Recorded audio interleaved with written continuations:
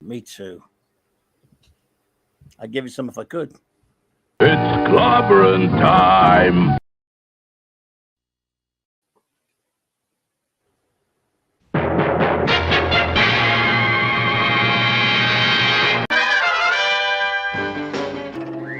Atomic batteries to power. Turbines to speed. Roger. Ready to move out.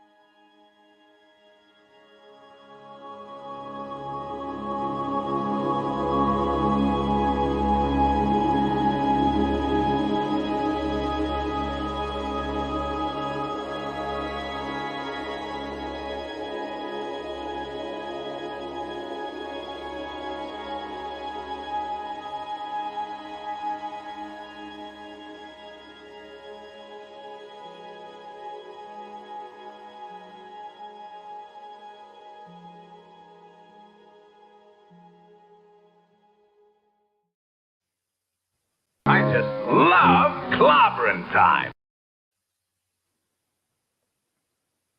Yeah. Happy Thanksgiving.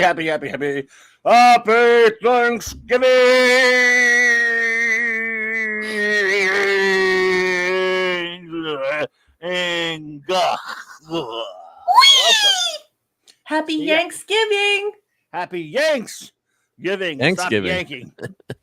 Thanks to the Yanks. Let me tell you what I'm thankful for, my good friends, on this wonderful rainy Thanksgiving down here in the crotch of the nation, Louisiana. And that is all of you. Ouch.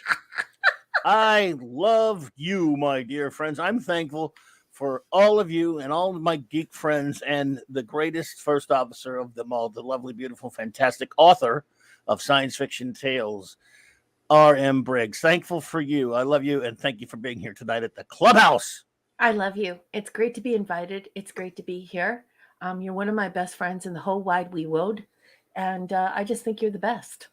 And so I'm ready to celebrate Yanksgiving with all of you fine Americans who I love. I love each and every one of you. And we're going to have a little bit of fun tonight. And maybe I have some really cool suggestions for what you can watch after you eat all that lovely turkey and the beautiful mashed potatoes and the gravy and the stuffing, or maybe you don't have stuffing, maybe you have dressing instead, and the pumpkin pie. Yes. Jealous. Thankfully, I'm so stuffed that didn't make me hungry. Yes. I haven't been able to eat for over a week. So basically, I'm on the cream of wheat, popcorn, soda cracker diet from the stupid flu I have. Oh, no. It's fabulous. Well, you know what's feeling bad? better? No. Feeling any better at all? No. Well, Oh, no, my like God. I am if I take the medicine. I have to, believe it or not, I've been taking cold medicine now, like the cold sinus and flu Advil. I've been taking it for like a week. That's been helping all good. Yeah, because your voice sounds a lot better. Yeah. Wow. You don't sound better though, Mark. Yeah, my voice is still a little but it holds on forever, doesn't it? It holds on forever, but I feel a lot better. So good to hear. Yeah. And how was your turkey day? Oh, my day was awesome. I had Did you deep fry your turkey again this year? Yeah, we could Damn show it, I pictures wanted of that fried later, maybe. turkey. Yeah. Yep. So I deep fried turkey and about 1 million sides. What do we have? Mashed potatoes, stuffing, sweet potatoes, my favorite is butternut squash. You mash it up, Yeah. butter and brown sugar. Oh, you'd like it, Yeah. Clobbering Times. No. It's not green. It's still It's squash. very sweet. Yeah, but you wouldn't even know. Or I would know because you told me squash was in it, so you're Yeah, out. but if I did a blindfold taste test, you might like it. I think. Not Oh, into it's so good. blindfolds. I mean, I'm not judging anyone else who is, but no. So You guys, it's so funny. Okay, and what else did you have? Well, then we had there was string beans, which I hate. So that was Yeah, I don't like those. thankfully no string beans. And then I like green the beans. big debate should be: Go ahead. I love the canned cranberry sauce in the can versus the fresh one. So that's like a constant debate. Like, so do you get the jelly or the chunky? The jelly. Oh, the jelly is the best. Okay, yeah. Okay. I love the jelly, but people swear by the fresh.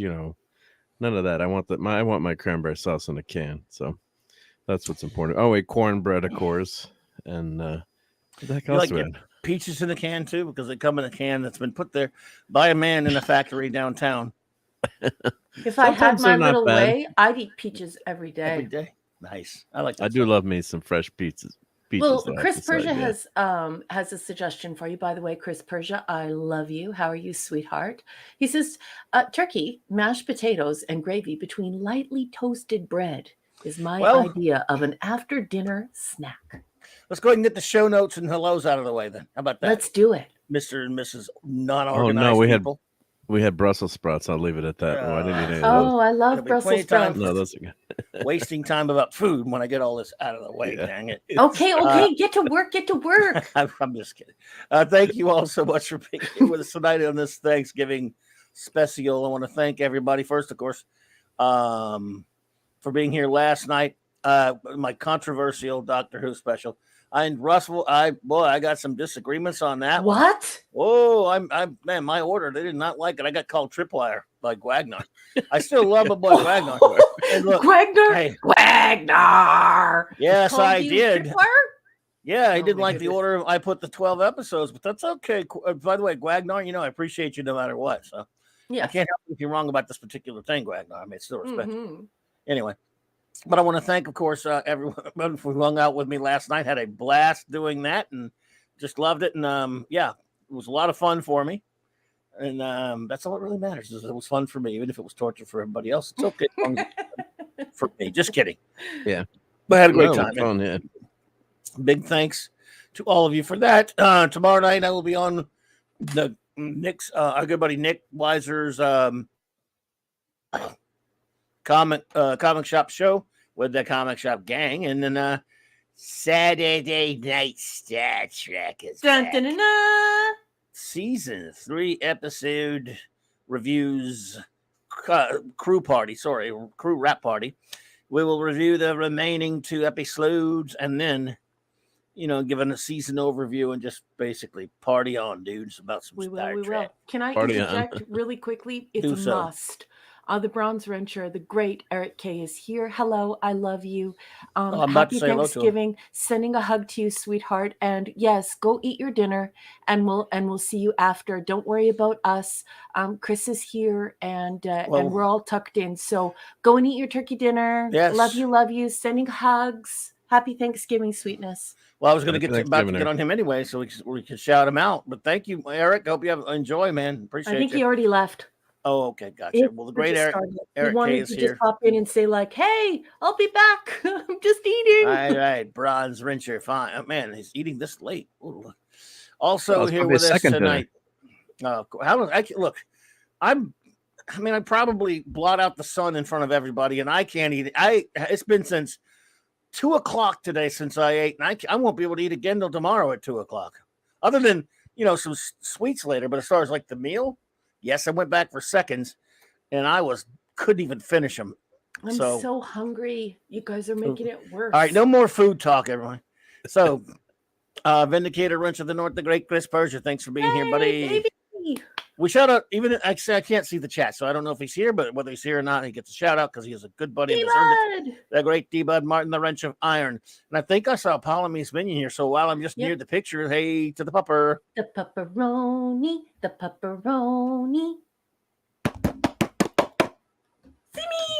Simmy, puppy. So let's see who else. Let's say our other Hello, let's see who else. B's here. Hang on a second. Back the chat up so I can't see what's going on newly in the chat. Minimus, this is here. Minimus. He says, I can't hang all night because I have a bad case of my bed is in another room itis. Aw, poor Minimus. And I bet you had turkey and gravy and stuffing and mashed potatoes. No, he didn't. I think he's doing that tomorrow. I don't know. Anyway, J-Man Buddy. Again, boy, I tell you what, J-Man, nobody, you know, I don't care that nobody really watches these things. We're going to keep doing, buddy. This, man, exploring the wacky world of Bob Haney is just the best. It's so much fun. I had a great time Monday doing this review with you, and I've been doing some research for our next one. And it's too many to choose from. They're not quite as wackadoodle as this crazy comic, but his writing is consistently unbelievably weird and wackadoodle. So we're going to do another Bob Haney deep dive soon, buddy. So, well, I wouldn't get so far ahead of yourself as to say no one's watching them. I have been observing a bit of throttling going on YouTube again, not just with you, but others. And one of those telltale signs, of course, is when you walk into a room, there are 20 people, and then there are 2, and then there are 10, and then there are 0, but there are 15 people in the chat. So get a lot of views. Yeah, there's some throttling going on the views. There's some throttling going on the attendance. So we're back at that crap again. Sorry, boss. No problem. Let's get our hellos out of the way. But I hear you.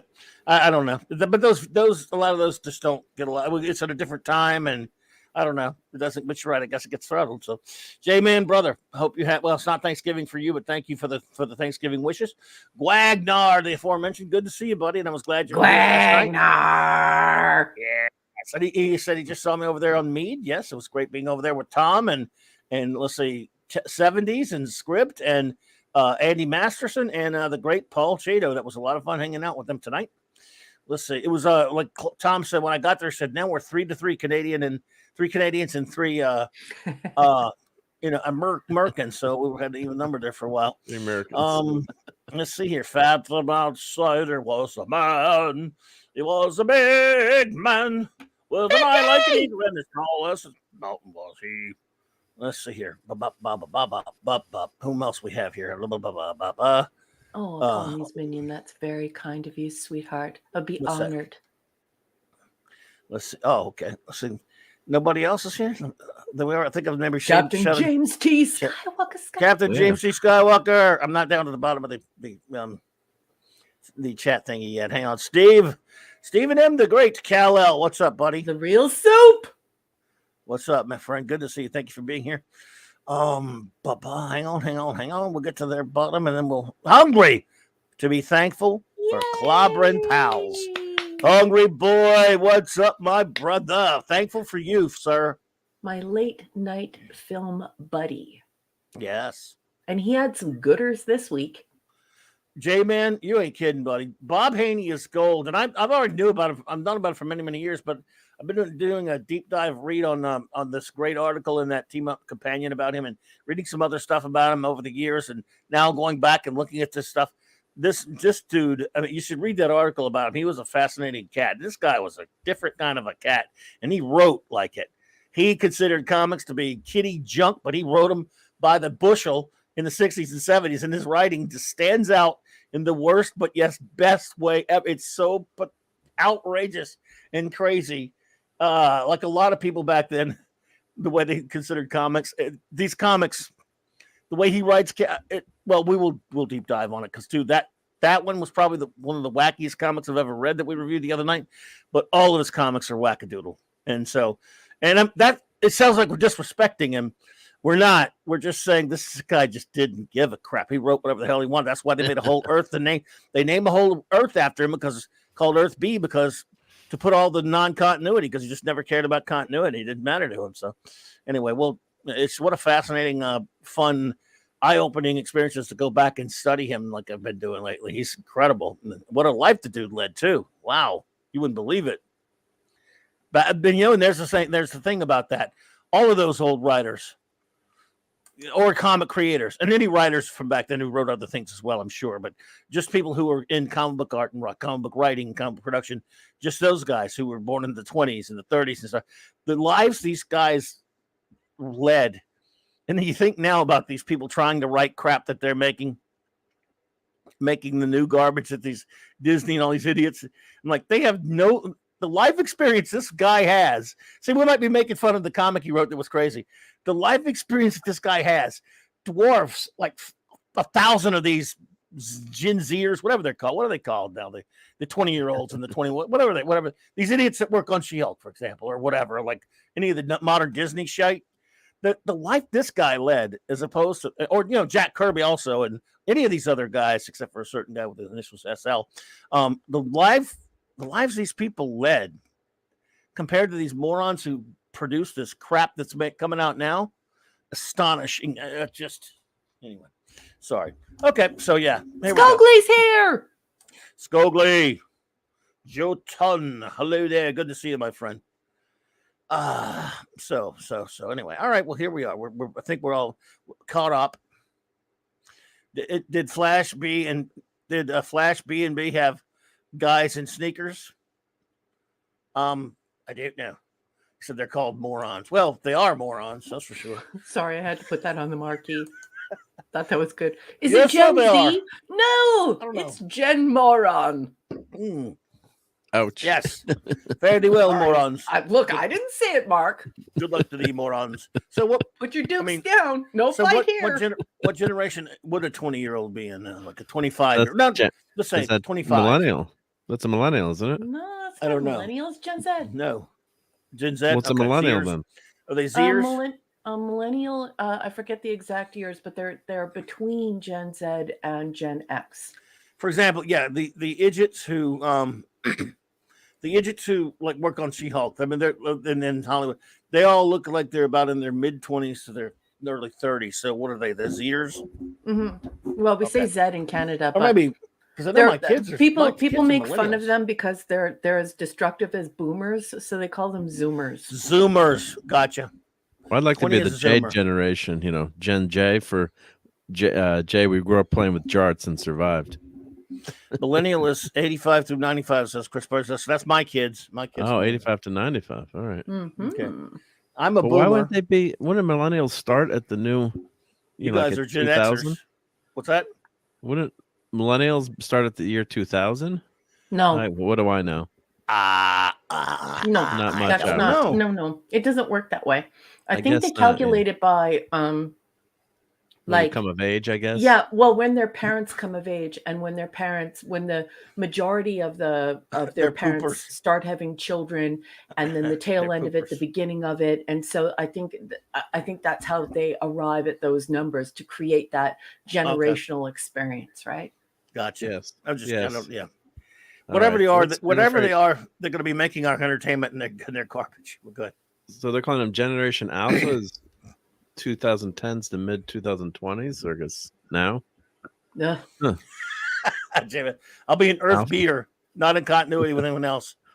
They're calling them what? When they're what? Here, I'll share this. Yeah, I found this source. It's very reliable. It's called This is a Wikipedia. very, very Clubhouse conversation. I love how we digressed into this. This was perfect. Let's do this. Oh, Captain James T. Skywalker, I love you. Thank you. I did a whole video of my cosplay if you want to watch it. Oh, yeah. We can show that whenever you want. Yeah. Oh, you could show it if you want. I thought that I'd be so flattered. But first, let's see this generation chart. That our chart man. He's the chart man. Come on, Mark. Where's your chart? Oh, I got it. Cha- It's not. I don't have the keys to the kingdom anymore. Oh, so. okay. I forgot. Keep forgetting. Yeah. See, Where are your I keys had- to the kingdom? I had to Some of the things erase loaded my there, I couldn't computer. see it.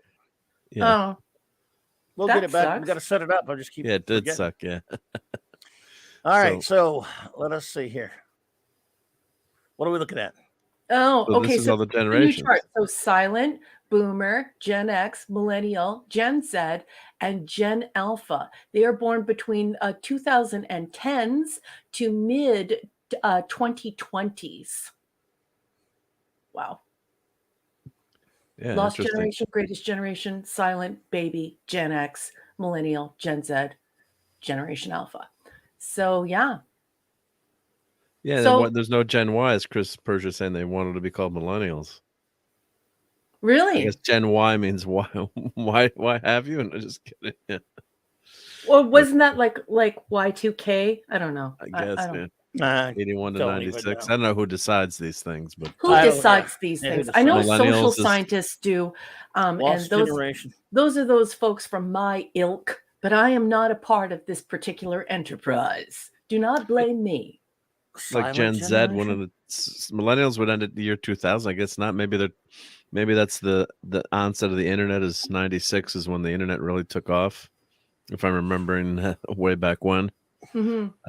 So maybe Like that when could be people when. got Windows 95 Yeah. and that was their access point when GUI, I think GUI really transformed the internet for folks instead of cogitating how connections would be made and how you could communicate. GUI made everything that much easier. There it was in front of their faces and it was expressed in quote unquote windows and so they could feel their way around a lot easier. So yeah, it really took off in 1995, but I am Gen X. Dun, dun, dun, dun. You're both Yep. Gen Xers. I'm a baby boomer, and my parents were silent generation. I guess so.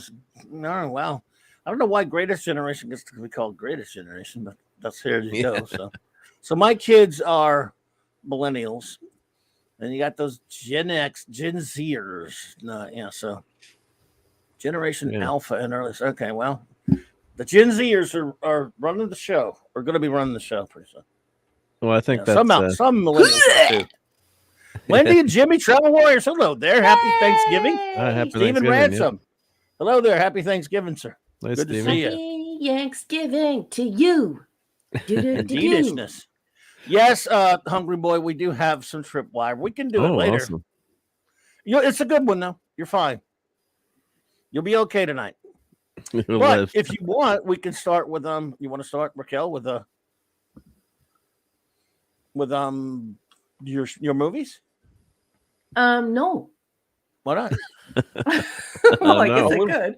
We can Okay. knock tripwire out real quick if you want to. Yeah, not because if Tripwire fails, I feel like I can give It's people fine. the recovery high they require. It's an all right one. We're good. Okay, That's you all go right. ahead, boss. Okay. You knock them down, and I'll build them up. Go get them, boy. Let's see. And then later, I guess I don't know. Maybe I could try to placate all my friends who were mad at me last night for the order of my list, but I don't know. I'm kidding. They were fine. I'm just kidding. Let's see. Robot What was are we too doing? low. Come on. No, just kidding. No, it wasn't. It wasn't. I got it right. Everyone should bow to my list. Listen, no, get the tripwire done first. Okay. All right, here we go. No, you're fine. Look, Hungry Boy, you're going to be okay here. I'll put it to you like this on this one tripwire.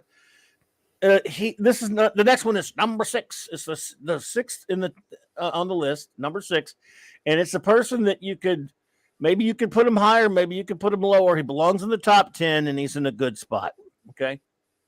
Let's see. Let me find something to cover up so we can make a big surprise out of it. There we go. Let's use this to cover this wonderful ad for this book. And if you haven't bought this book, folks, there's a link in my description below, and there's also a link right here to Science Fiction Tales by our wonderful first officer. And all right, so let's see. Okay, let me get that up. Pull this up in here. There we go. Baba present. Why can't you just leave it to share?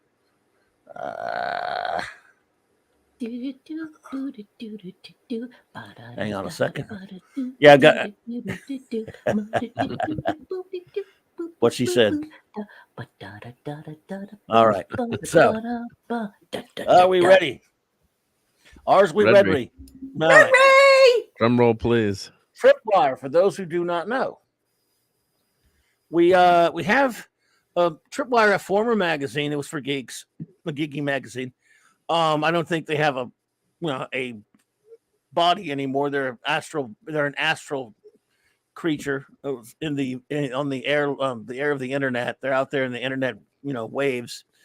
No longer do they have physical form. If I'm correct, maybe not, but I don't think so. like Time and other mags. But anyway, they have this. We discovered about a year ago the top 100 all time greatest comics artists, and I say comics. What they're saying it's books and strips, of course, comic books, comic strips. And 101, they're counting them down slowly. By the time we discovered it, they were down like to number 4 or whatever. And I did a show chronicling the 101 down to 54. Their order. I have a lot of serious, not so much with the people who are on the list as much as I have the placement. The orders really, in my opinion, messed up. Tripwire's now Moondragon says it. So. And now we've been chronicling it each week when they give. Sometimes they give a couple more entry. It's usually once a week. They'll have a new entry, but sometimes you do a few more. Anyway, we're down in the top 10 now. We're at now number 6, actually. So Number 6 in 6th place. I'm interested to see how, Dave. Hey, Dave. Good to see you. Happy Thanksgiving. In 6th place, I'm more interested to see how Hunger Boy reacts to this. Hunger Boy, I don't have a problem with this one. There are artists I like better, but he belongs where he is. You could put him higher, you could put him lower, but this does not, as some of these places do, this does not respect the great artist. This is respectful, in my opinion. And of course, here we go. Where'd I put it? Where is it? Where are you? Okay, no. All right. I'm sorry, I got to uncover it. No, there we go. Here we go. Number 6 is Steve Ditko. One of the greats, one of the great creators, as well as comic book artist, and he was a master, one of the masters of comic book art, one of the all-time greats. Yep. Gave us so much. We'll see what Hunger Boy says. I want to see his. I think it'll be okay. Have you taken your high blood pressure medication, Hungry Boy? I mean, okay, no, he's okay. He's okay. He's okay with this. I mean, it's Ditko, man. It's Ditko. This is a guy that ranks up there with the Kirbys and everybody else. So, Steve Ditko was a master of comic book art. He did it all back then in the older days before he helped bring about one of the most famous superheroes of all time, Spider-Man. He is the creator of Spider-Man, in my opinion. The creator of Doctor Strange. And, of course, many of our wonderful Charlton characters, like The Question, Blue Beetle, and Captain Atom and stuff like that. He worked on a lot of the other great series like Thunder Agents and, well, just a lot of stuff. Oh, Eric's of course, done eating. Goes without. Hello, sweetheart. Oh, pew, pew, pew, pew, pew, pew, pew. Shooter's here. Shooter's here. Shooter. Good to see you. So, yeah, I have no complaints at number 6. I mean, I can't. The five I have of him better be worthy is all I got to say, but I mean, it's Ditko, man. Yeah, what's up? Yeah, one of the masters. what's above him? Yep. Right. And when you get to these lists, too, as much as I love these lists, I mean, when you're in the top 10, you're in, it's the ultimate Hall of Fame too. So if you're off by a couple of numbers or something, but where we had a problem with tripwires when as long as people in the 50s and right. 60s that should have been in the 20s or even 10s. Or George Perez is a top 20. George Perez is top 20, and Gil Kane is top 10 for men. Something like that stuff really aggravates me. But look at this is one of the that isn't the only thing he did wrong, though. Tripwire here also, as Clubby noted, sometimes the covers didn't match the work. Sometimes the work was cited and it wasn't the artist's work. Times. It happened like a handful of times. Which means they Googled crap. And they like Googled they would show a cover, for example, that artist worked on the interior but didn't actually do the cover. Mm-hmm. And if you can't look at the cover, you look at a Dave Cockrum cover and put that up there in your John Byrne article. It's stupid just because John Byrne did draw the interior, but at that point, I think it was one of those comics where Cockrum did the cover. I'm looking like, wait a minute, I know this article. This is about Byrne, and you got Cockrum cover, idiots. Mm-hmm. It's like when George Perez is signing books for me. He's like, "Oh, I didn't do that cover. Do you still want me to sign it?" And I'm like, "Well, you did the interior, so please sign." Yeah, but I would make him sign inside on his own work. Yeah, that's true, but you know what I mean. I was too nervous talking to him, so like, just please sign. Here you have Ditko. This is one of the most legendary, greatest. This is one probably, if they ever did it, and it would be very difficult to do it, I realize. But if you did like the greatest, multi-page sequences in comic book history, this would be one of the top 1 or 2 or 3, and it's by Ditko Yes. Oh, in this Amazing Spider-Man issue. I forget the exact number. Was it Is that in the 31 40s or is that in the 50s? 33? So it was he left before Earlier? that, but it was like 30 something or other. Anyway, he's trapped under this gigantic machine. He's in a lot of pain. He can't move it. It's too heavy. He's thinking if he doesn't make it, Aunt May's going to die. Anyway, that's blah blah blah. Whatever. He's fighting Chameleon. Oh yeah, that's right. It was issue it was issue, what's that? 15? Was it 15? No, it wasn't 15. It was 30 something. Anyway, who cares what issue? Anyway, point is, I'm not gonna. Oh, don't tell me. There's the cover. Well, 33. Yeah, that's that 33. Okay, Well, they're not going to show the whole amazing. thing. The idiots didn't even show the whole ending sequence. That's just the first page. Yeah, when the building It's the gets second page Spidey when he lifts the throws the building thing up. off of him. Yeah, Anyway, that's the page to show. great cover too, by the way. That's a great cover. It's and brilliant. there's Mark Anyway, piping up that he knows exactly what's coming next, just like Clobby, you big geek. there's some Doc Strange. Well, there's some Doctor That's so Strange. cool. Great stuff he did on Doctor Strange. It's funny. He hated hippies, and the hippies loved his work. Yeah. And look, oh, all right. Wait a minute. They didn't do it again, did they? Let me see. Okay, I happen to know that's covered. That's not. I don't Ditko. think that. At least it's not Ditko. I think it's heavily inked by Adkins. I don't think he did that cover, or he did maybe just did They did it again. I don't think so. I think he did the layouts on it, but I don't think he did. They don't know. They just know he did the interior. Maybe there's some great stuff on his characters, like the Question. I believe that Hungry Boy refers to this as Creeper. wankage. Wankage That's indeed. a scary dude. Yeah. The creeper. Yeah, sorry, just trying to get into the heads of the. I'm never going gonna cosplay as that Wagner, guy. you don't want to do that. The Creeper. Hey, yeah, what a Ezra costume, huh? Goldstein's here. Ezra, hey there. Appreciate Happy you hanging out with us last night, Thanksgiving. buddy. Yeah. Happy Thanksgiving indeed. Hawk and Dove. Yeah. Shade the Changing Man. It goes on. It's just yeah. One of the greats. So there you go. There we see Nice. a painless tripwire for you this time around there. A painless tripwire for you, Hungry Boy. Phantom Outsider isn't even complaining. How about that? See, you did it. Everyone's There we go. okay. Wow. Amazing. Oh, Hungry Boy, did you have turkey today? I know you're down Disco's under. last but, Spider-Man issue as he disagreed with Spider-Man's. No, I don't know. But this was Well, that's Ditko's gonna be last sick. Spider-Man issue as he disagreed with Spider-Man graduating high school. Yeah, he did. Okay, go ahead. I'm yeah. sorry. Now ask him your question. No. I was just wondering if Hungry Boy had any turkey today. So down because I know he's down under. He's not in the States now. So I wonder if you get to. I'm not going to work today. It's Thanksgiving for me. I'm American. Let's see. Ezra says, Clobby, after your stream, I watched the 5 Doctors. I think he means he watched it last night. Mhm. Yeah, well, I love the 5 Doctors. I think I talked a little bit about that last night. When it first came on, when they first showed it on the 20th anniversary back in 1983, I recorded it off of LPB, and I must have watched it 2 or 3 times that night right after it. And from the whole week, I must have watched it 10 times. I watched it over. I wore that VHS tape out. I loved it so much. It's wonderful. It's a ridiculous story, but I love it. And it's a great, and screw Russell T Davies. I love multiple Doctor stories. I like when he meets himself. Yeah. So Yeah, anyway, Hungry Boy. I agree. That's literally the best. Well, I don't know. Sometimes it rotates. Sometimes mashed potatoes and gravy are my favorite, and sometimes that's it's so good. dressing. It's good stuff. Yep. It the is. 3.5 Doctors. Yeah, I still love it. Yeah. 3.5. Oh, Doctors. Chris has got something to say here. Nice try, Mark. That excuse wouldn't work. At best, Hungry Boy would have to pull a sickie, as they say down there.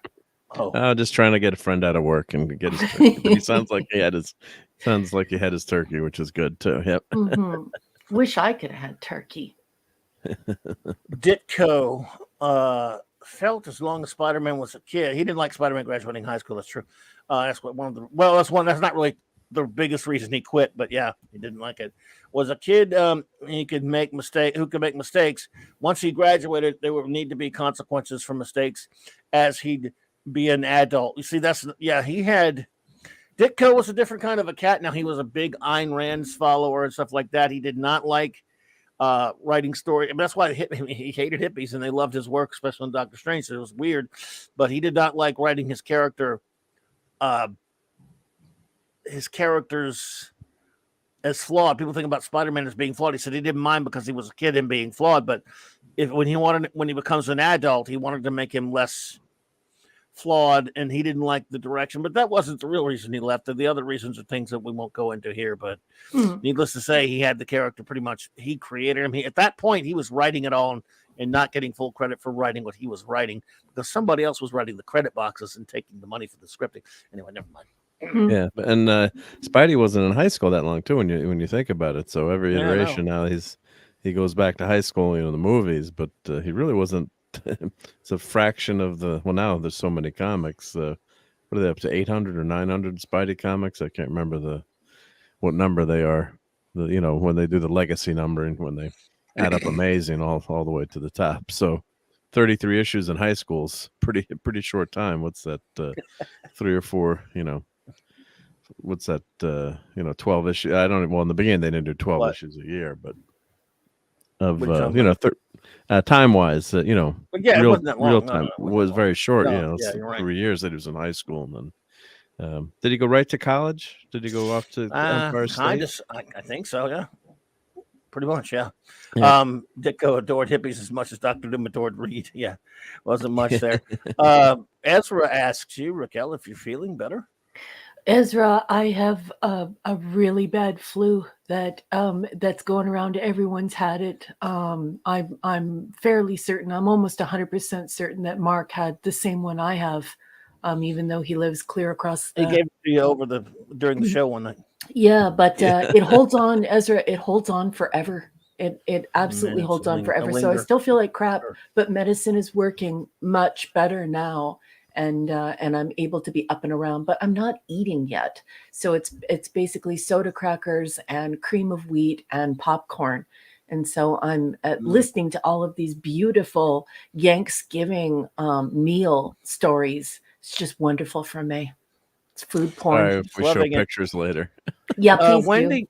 Wendy says, it's good to see you, Wendy. We always love to have you pop in. I've been a nurse for 30 years. I've worked more Thanksgiving than I've had off.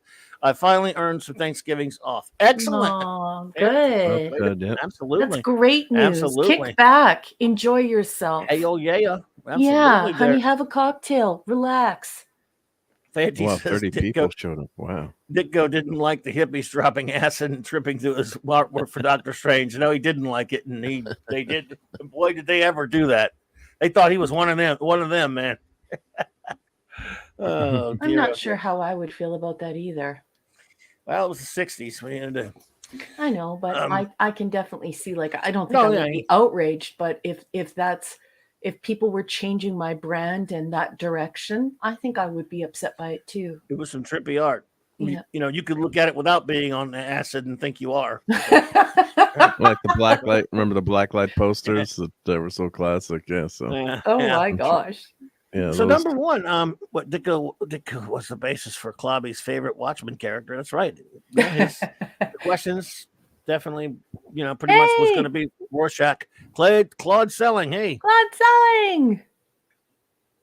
Goofy films help too, but Raquel, did you not eat that bacon and fruit pancakes you shared? I had a little bit of it, but I couldn't eat, and that's basically the last time I had solid food. Sucks. Well, you can have some fun now because you can show us in Raquel's. We need to make like a big thingy where we're now Raquel's sci-fi recommendation classic movie thingy of stuffs movies Raquel's watch or something. I'll think of something. Raquel hiding from the colossal suck of current culture. Can we call this segment that? Time to make an intro like that. Yep. Yeah, folks, if you're new around here, I hide behind the glory of classic sci-fi. And even when it's a real stinker, like a B or a C or a D movie, I don't care. I still enjoy it because everything now sucks. And so, this is a little segment that Keely Chow. oh, Keely, happy Thanksgiving. So this is a little segment where I'm hanging out with Hungry Boy late at night, just hanging out and watching films. And so he suggests some, and then sometimes it's the algorithm on my various devices, and it decides to recommend films to me. So we get a bit of a mix in these segments. And tonight I have a lot of Hungry Boy and only one film from the algorithm. Zatras. Crap. Hey, Zap. He is right, except Babylon 5, it doesn't suck. Yeah. Of course it doesn't. Yeah. So, Keely, you're just glad that your Cowboys beat Mark's Giants. That's all. That's a great name, Chris what Persia. a pain game today, and they're winning at halftime. You knew that wasn't going to last. Okay, so first film on deck. The Devil Girl from Mars. In color. I like the way she's drawn. The posters are color. That's what she looks like in real life. Really? Yeah, except for she doesn't wear pants. She's wearing a cute skirt. Oh, nice. Yeah, that's better. I so before we dig into it and I give it a rating, you can talk about it in the chat. Please feel free if you have watched this movie before. I am going to bring everyone up to speed by telling them about the film in case they want to watch it. And I'm going to be using Wikipedia to give you the description. And then we'll get a little bit into the plot. And then we'll talk about it. Shall we? Let's do it. Yeah. Devil Girl from Mars is a 1954 British black and white science fiction film. I agree with that. This is a pure genre film. It's wonderful. Produced by the Dan Zeiger brothers, directed by David McDonald, and starring Patricia LaFawn, Hugh McDermott, Hazel Court, Peter Reynolds, and Adrian Corey, or Kari. I don't know how she wants to pronounce that. It was made at Shepperton Studios with sets designed by the art director Norman G. Arnold. The film was released by British Lion. It was released in the United States the following year, so 1955 rather than 54. The film's storyline concerns a female alien commander sent from Mars to acquire human males to replace their declining male population, thereby saving Martian civilization from extinction. When negotiation, then intimidation, fails, she must use force to obtain cooperation from a remote Scottish village where she has landed her crippled flying saucer. And so that's supposed to be the description of the movie, but it gets into the plot a little bit. And I'm not going to say any more than that because I think that just that first little bite really encapsulates this film. Clobby, Mark, have you seen this film? I have not seen it, and I always hate it when gorgeous devil girls from Mars come to steal me away. Don't you just hate it? Don't you just go, oh, darn and shucks. Darn it, shucks. No, thank you, ma'am. You will not seduce me into going back to Mars with you, you evil devil woman. Yes. No, I wouldn't really say that. I would say, Mars, sure, you. I mean, especially if she looked like that. And now you're saying she has a skirt that's even better. Yes. I'm probably on my way to Mars, right? Halfway to Mars by now. Yes. Well, I took note of the way that she was dressed because I'm considering cosplaying this. You should show some. Can you show some pictures of her? Or, I don't. This is all I'm converted into PDF, so it could be brought here. But if you wanted to bring some stuff up, I would be most grateful, Chief Engineer. Sure. Yeah, I found just standard search, but let me. Oh, Kal-El, Stephen M. I feel so bad for you, sweetheart. Did you see what he put in the chat? This used to happen to him all the time, and then he got the Ring doorbell. Good night, J-Man. Good night, Jay. By the way, Fanty, that's not exactly what I meant. I meant that he was originally supposed to be the question when they were going to do the Charlton Heroes first. I'm well aware of what Rorschach is and who he's based on, sir. Thank you for schooling me on something that I know. But you're talking about Watchmen. When you talk about Watchmen, you don't have to tell me anything. Just so you'll know. Go to the back of the class just for that. Anyway, So she's quite beautiful, and this is a wonderful film that I thoroughly enjoyed. I did not do any research on it, so I don't know what the world thinks of this. I don't know if they think it's cheesy. I don't know if they make fun of it. I don't know if they give it a low rating. I really enjoyed this. This is something that I would love to see at the drive-in. I'd have my hot dog and my popcorn and my fudgicle and my, my giant pail of cherry Coca-Cola. And this would just be so much fun at the drive-in. This was so good that I would actually watch this one again. So it's good. And the robot is so cool. Well, Really? some pictures if you want to Yeah. share my Oh, screen. you got Yep. some pictures? Okay. Yep. Hang on. Well, this was standard search, but I goggled it. Yeah. By the way, Beautiful. Fanty, I'm just busting your chops, boy. Yeah. Fanty knows we love him, but I got to be mean to him sometimes because he just tries to tell me things like I don't know him. And then I have to go, hey, man, Fanty, are you really, really going to make me pull out your agonizer? Do There it. you go. Agonizer, please. You sure you've read Watchmen, Mike? You're cruising for a bruising. Bruce, I'm not so sure. not so sure. Yeah. So wow, this is a short PvP's here, skirt for- guys. Blessed Valley Bigger. Hey. Hey, Pleasant Valley. Yeah, I missed the drive-in been as there. well. So this is a short skirt for the 50s. I wanted to pass muster with the Catholic nuns in school. Yeah. Well, and she waltzes right in the room and demands that that the men come along because they need mates. They need I like they, her. they need to mate. They need to the women of Mars. They need help. I like, Only men can provide. Checkmate. I Checkmate. like what Gwagnar says. What's up with Mars? First they need men, then Mars needs women, which was a movie. Then Mars needs moms. I don't know. Mars is, and then it was Ghosts of Mars on Doctor Who, and it's like that's all screwed up. Okay, so look at this beautiful robot. Tell me that Very isn't cool. awesome sauce. That's a good point there, Gwagnar. Well done. Yeah, Steve says, I didn't know you knew how to goggle or Google. Beautiful, beautiful. So, That's very interesting. Yeah, it yeah, looks interesting, let's yeah. show one from inside of her ship, inside of her flying Here's- saucer. And let's see if we got.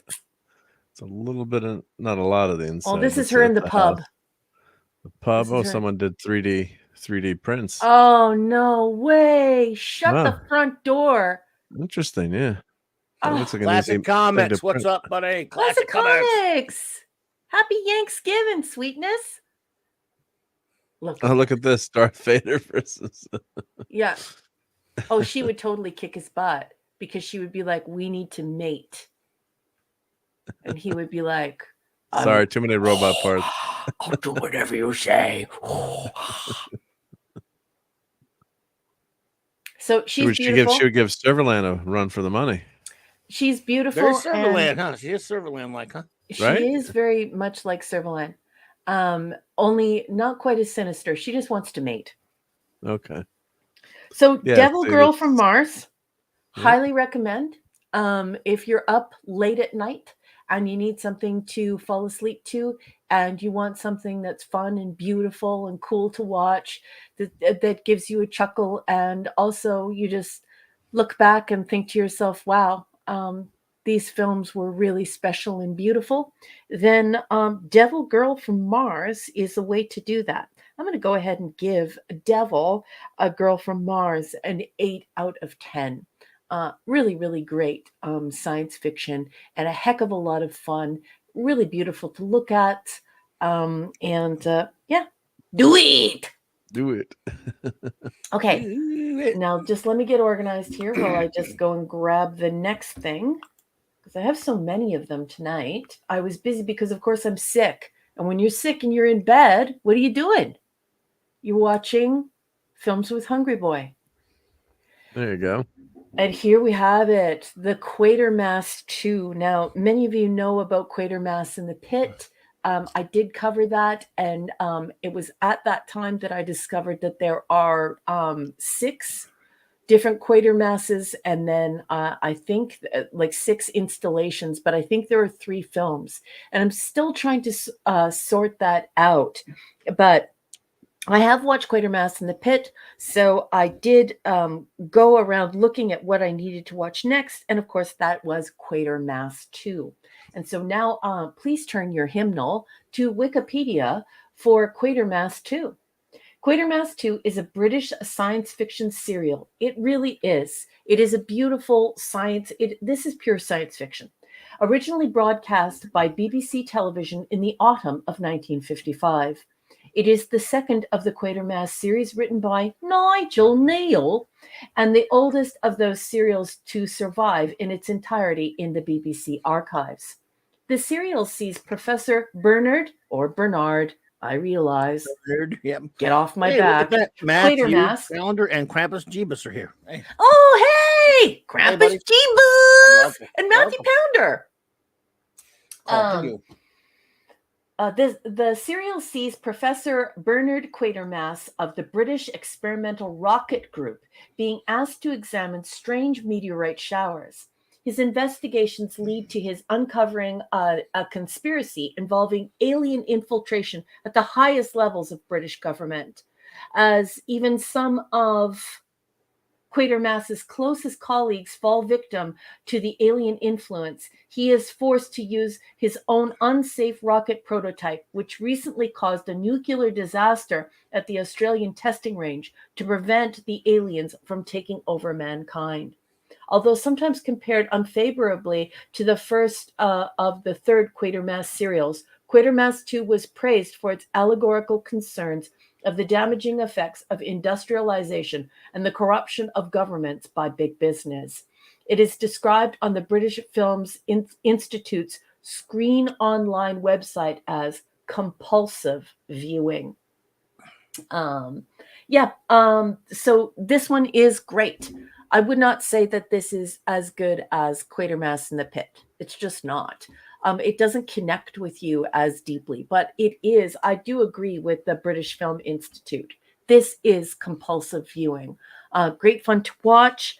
I'm so happy that I did. And this is the second of those Quatermass films. So this is good stuff. And I'm going to go ahead and give it an 8 out of 10. And now I'm going to throw it over to the panel. Guys, have you seen Quatermass 2? Long ago. What'd you think of it? Now. Oh, well, I love Quatermass movies.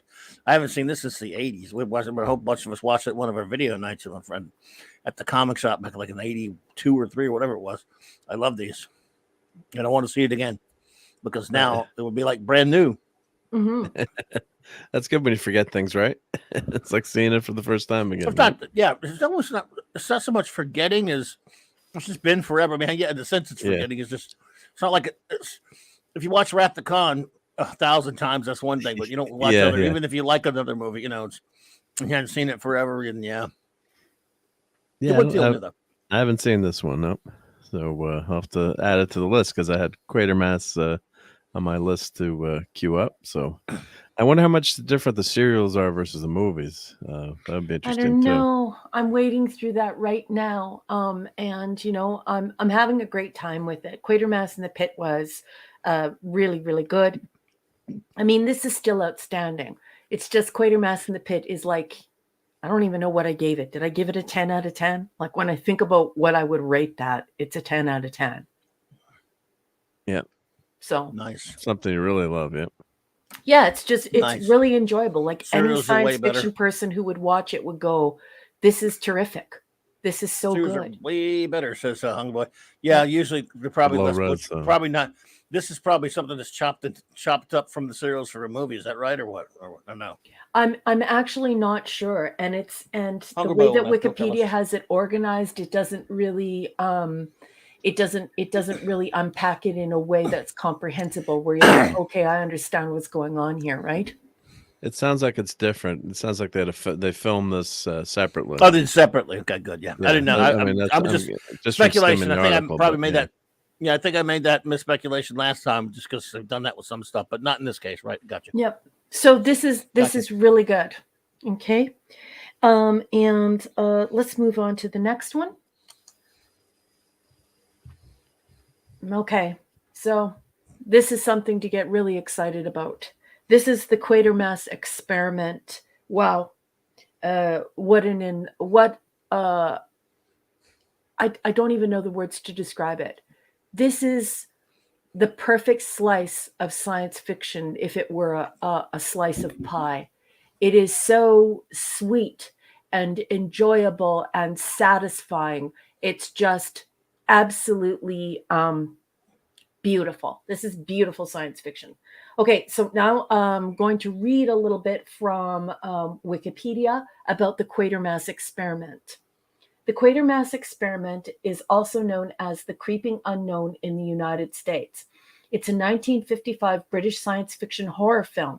This is true. It is science fiction, although I'm not sure I would say it's horror. It's horror in the way that Star Trek is horror. You know, like when, yeah, anyway, if you're a hardcore Trekkie, you know what I'm talking about there. From Hammer Film Productions, based on the 1953 BBC television series, The Quatermass Experiment. Now, the Quatermass Experiment film has an X instead of an E. And this is getting into what I'm talking about how this series and these films are a little bit difficult to navigate because of the way they're named and the way that they're cataloged. However, I'm going to continue. So what we're talking about tonight is the Quatermass Experiment with the X, not the one with the E. And it's, of course, written by Nigel Neal. The film was produced by Anthony Hines. It's directed by Val Guest and stars Brian Donlevy. It's about of course, the Professor Quatermass and Richard Wordsworth. They're tormented and as the tormented Caroon, Jack Wagner, David Kingwood, and Margina Dean appears in co-starring roles. Sorry, folks, this is a cold read, so I have no idea what this says. The film concerns 3 astronauts who have been launched into space aboard a single-stage-to-orbit rocket designed by Professor Quatermass. It crash lands with only one of its original crew, Victor Caroon, played by Richard Wordsworth, still aboard. He begins mutating into an alien organism, which, if it spawns, will engulf the Earth and destroy humanity. After Caroon escapes from custody, Quatermass and Inspector Lomax, played by Jack Wagner of Scotland Yard, have just hours to track him or it down to prevent catastrophe. Like its source TV serial, the film was a major success in the UK. It also brought public attention to Hammer Film Productions around the world. The film was released in the United States as a double feature with The Black Sheep. So I don't know if Mark or Clobby, have you seen this movie? Yes. Again, same deal. It was around the same time I saw the other one, so I would love to see it again. And I remember really loving it. And it looks like that's something that when you say that, Hungry Boy, he says, of course, the crinoids, or the crinoids actually, were ripped off from the Tom Baker Seeds of Doom adventure, which was in Tom Baker's second season, which was a 6-parter. I'm going, wow, now it rings even more of a bell. So I was just about to watch Seeds of Doom last night, actually, but I got through. I was going to wait till tonight. So you mentioned this one. I want to see this. But yes, go ahead. Mark, have you seen No, it? I've never seen this, but yeah, this is going, Okay, going on the list. And then and Hungry Boy was saying the serial, I guess, despite how well received it was, there's only 2 episodes left. It was never recorded, I guess, or never saved anywhere, so which is sad. If you don't watch the serial, if you don't watch any of the films, make sure you watch this, because this is like better than Quatermass in the Pit, which is saying something, because Quatermass in the Pit is like cinematic gold. Ezra Gold, speaking of gold, Ezra Goldstein is asking, is the BBC Quatermass TV series available on DVD? I don't know. Okay.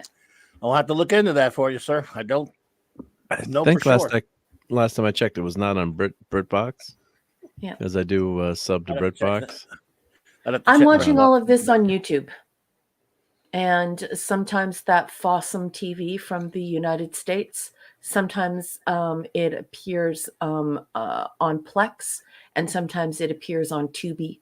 I also believe you can watch it for free on archive.org.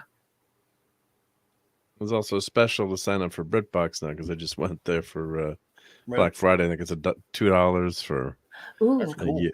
Nice Yeah, price. so it's a good. good. I Hulu should, has a thing too, join but another BritBox. account. Yeah, it's $2. It And then, looked like it was subscribe. $2 a month. Yeah. So guys, for me, this is a 10 out of a 10. This is pure science fiction. I would not call it a horror film, even though it's classified as a science fiction horror film. I can see why it would be classified as horror in 1955, but my husband has this isn't his favorite thing to watch. Okay, Hey, Donnie.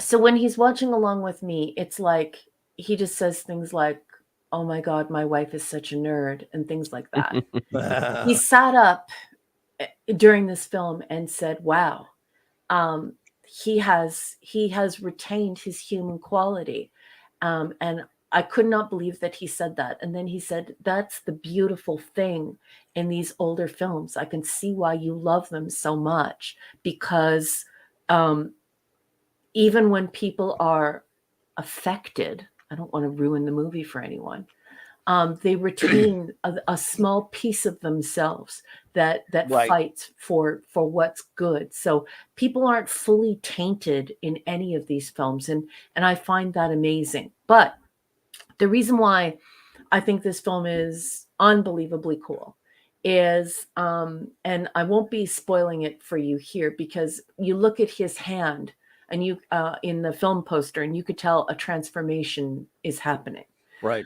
And the way that this creature creates symbiosis with different types of living things is quite remarkable. And it learns when it's in bodies and in entities, when it's in living things and a variety of living things. It learns from each experience. And that way it's almost like a changeling.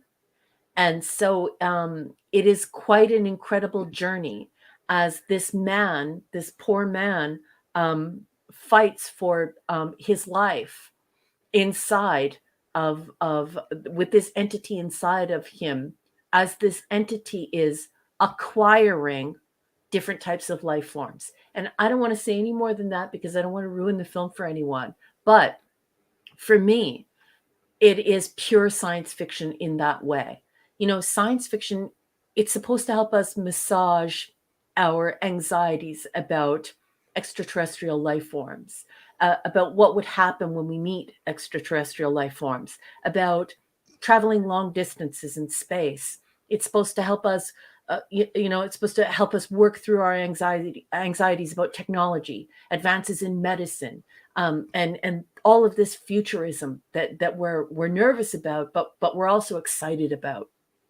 And so the Quatermass experiment is something you can really get excited about because it takes you to that place. And it's an unusual place that looks at that experience from a scientific lens instead of from a body horror lens or a trying to scare you lens or your typical, oh, this is a creature from outer space and look at what it does lens. This is something completely different. It's very sciencey and it's quite beautiful because it's like, oh, wow. This is something new. This is something fresh. This is such a great idea. This is what science fiction's supposed to do. This is the vehicle for it. This is what it looks like. This is luxurious. So you get in that vehicle, you close the door very gently, you put on your seatbelt, and you're along for this marvelous, marvelous ride. And you're so proud to be in that ride. This is a great, great, great, great film. 10 out of 10. Welcome, Donnie Pearson and DJ Ronnie G. And thank you for those kind words. He says, DJ says, this weekly sci-fi review show was fantastic. Yes, Raquel does a fantastic job. We appreciate you. Thank you for that. Oh, thank you so much, DJ Ronnie. I appreciate it. So yeah, the Quatermass experiment with an X. If you are a person who really enjoys science fiction and you're not like, you can enjoy science fantasy, but if you're somebody who really enjoys just science fiction, this is something you're really, really going to enjoy. Grab yourself a tea, grab yourself a scotch, grab some nice chocolate for yourself and a glass of port, or whatever you like to cuddle up with at night. Maybe it's a hot chocolate and some cookies, but just Grab something. so much fun. You won't want to move. And if you have to take a potty break or anything like that, this is a movie you're going to say, hey, press pause. It's fantastic. Please watch this film. You will not be disappointed. The science fiction little science fiction creature inside of you will be going, yay! And that's it. Oh, you know, I just found on BritBox they have the Quartermass Experiment, but this is a live adaptation of the 50s sci-fi classic starring David Tennant, the only survivor of a crash truck. Remake, yeah. David Tennant. So that's on BritBox. So Mackie says it sucks. It sucks. Oh well. I'll watch it anyway because I love David Tennant, but yeah, because I guess they're trying to recreate the serial. It sounds like that was lost. So yeah, Matthew, didn't you say that bites? Or I believe you too. It's modern, so I can't imagine it standing up. I can't imagine it standing up to this. No, as much as I love David Tennant and all that stuff. Yeah, so. This is something completely different. This is very cerebral. Ooh, terrible. Oh wow! Look, there we go. See. I trust these guys. Garbaggio, yep. Yeah. Oh well. Garbaggio and terrible. I believe excited, you know. Yeah. Well, David Tennant is great. We love him, but he's better as Doctor Who than Quatermass. Yeah. I was waiting that episode of Doctor Who was Planet of the Dead, where the guy kept mentioning Quatermass. I think the Doctor would be friends with Quatermass. Quatermass, he's a lot to take, and adjusting to Quatermass 2 is difficult. I prefer the performances in the Quatermass Experiment with the X and Quatermass in the Pit. Both of those are outstanding. Oliver Belamonte, hello there. Happy Thanksgiving. Says we thank God for our homes, our food, and our safety in our land, and we thank God for the opportunity to create a new world of freedom and justice. William Brewster should be like, we thank God for our homes, our lands, and our safety in our land. And we thank God for the opportunity to create a new world of freedom and justice. And that is the rest of the story. I'm Paul Harvey. Good day. Good day. Okay, that was a crappy Paul Harvey. Sorry. That's all right. But that was not meant to disrespect what you said, Oliver. It just seemed like that felt like the kind of thing Paul Harvey would write or report on. Well, God, I love that guy. Hey, it was great, yeah.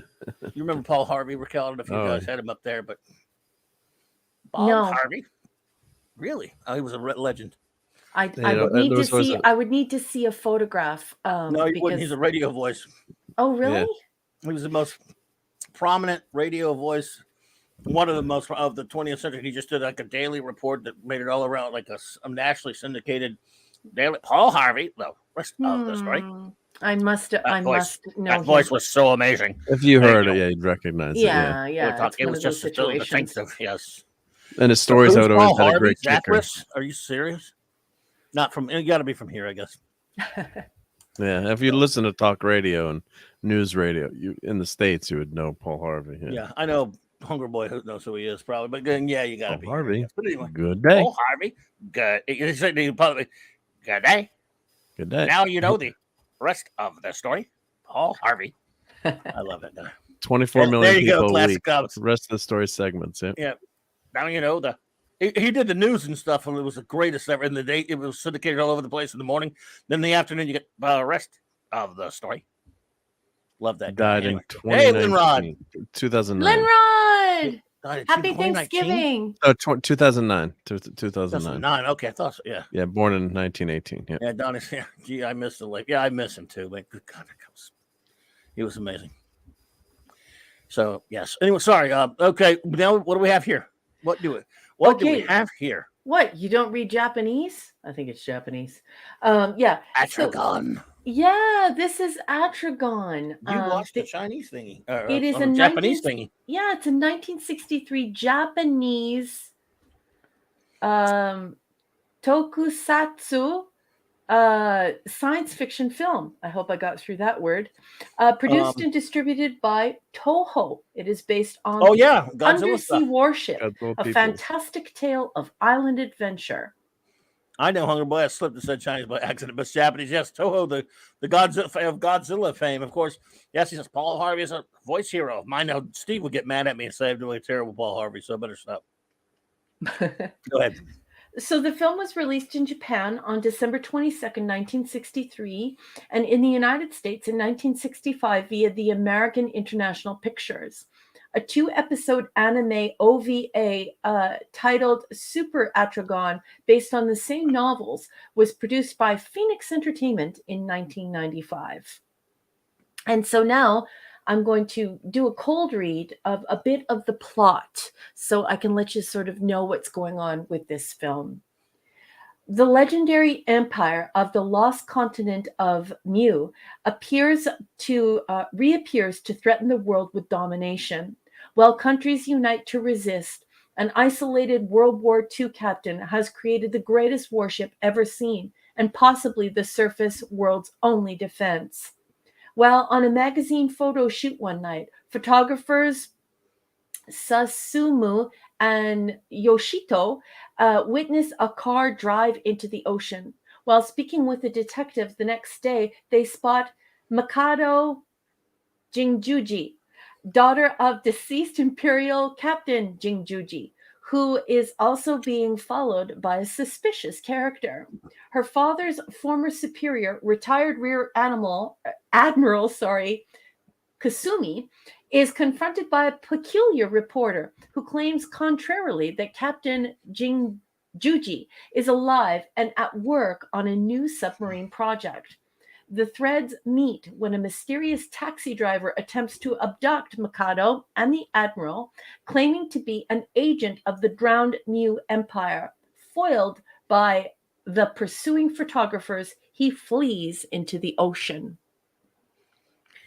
Okay, so I'm going to stop there. And okay, so this film is a crazy film. It's got a dragon.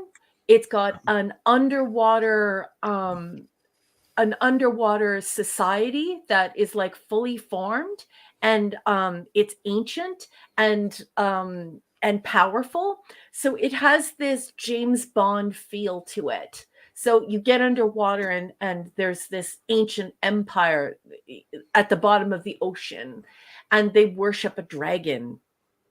And then of course you have this entirely other side idea of this admiral who retreated into a private life on an island where he did not take the oath to be entirely against war like the rest of Japan. So here he is with this submarine, and he's basically turning into Captain Nemo. He's like turning this submarine into like a sci-fi orgasm of power and ideas, and just it's just crazy. And so you have this photographer, then you have the story of this beautiful young girl who's been abandoned by her father because he wants to protect Japan and he won't take the oath of peace, and he's developing this crazy submarine with these wild powers and wild technology in it. And then you have this empress who's at the bottom of the ocean, and she has this whole like lost city of Atlantis going on, only it feels way more Indiana Jones and like a spy movie. And then you have this dragon, and it is crazy. And some of the subtitles, some of the translations are off. And so I think that does a disservice to the movie, because you can tell that the movie is quite well done. But there are times where you're like, that's not what they said. Come on, you can clean that up. So there's a lot going on here. There's a lot to unpack here. This is something that you can get a whole bunch of really young boys around the television to watch this, and they will not move. This has so much action, so many ideas, so much pew pew, plus intrigue, plus spy, plus dragon, plus sexy girls, things that melt, steam coming off of creatures coming out of the ocean, and you're wondering if they're human. It's a The lot. sub can drill through rocks, it looks like. Yes, exactly.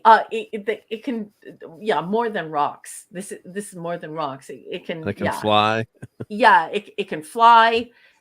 You should see the freezing. It has a freezing laser, and then I think it also has like a laser. Lasers. Yeah, like a laser, like a laser proper, and then of course the freezing laser, I believe. So this is a lot. I mean, I don't think I would watch it again, but I have to tell you, you need to watch this film, especially Mark. Yeah, it looks Mark, really cool. I just watched the trailer. I think that you would be Right over up my the moon. alley. I don't know how I Yes, missed this one.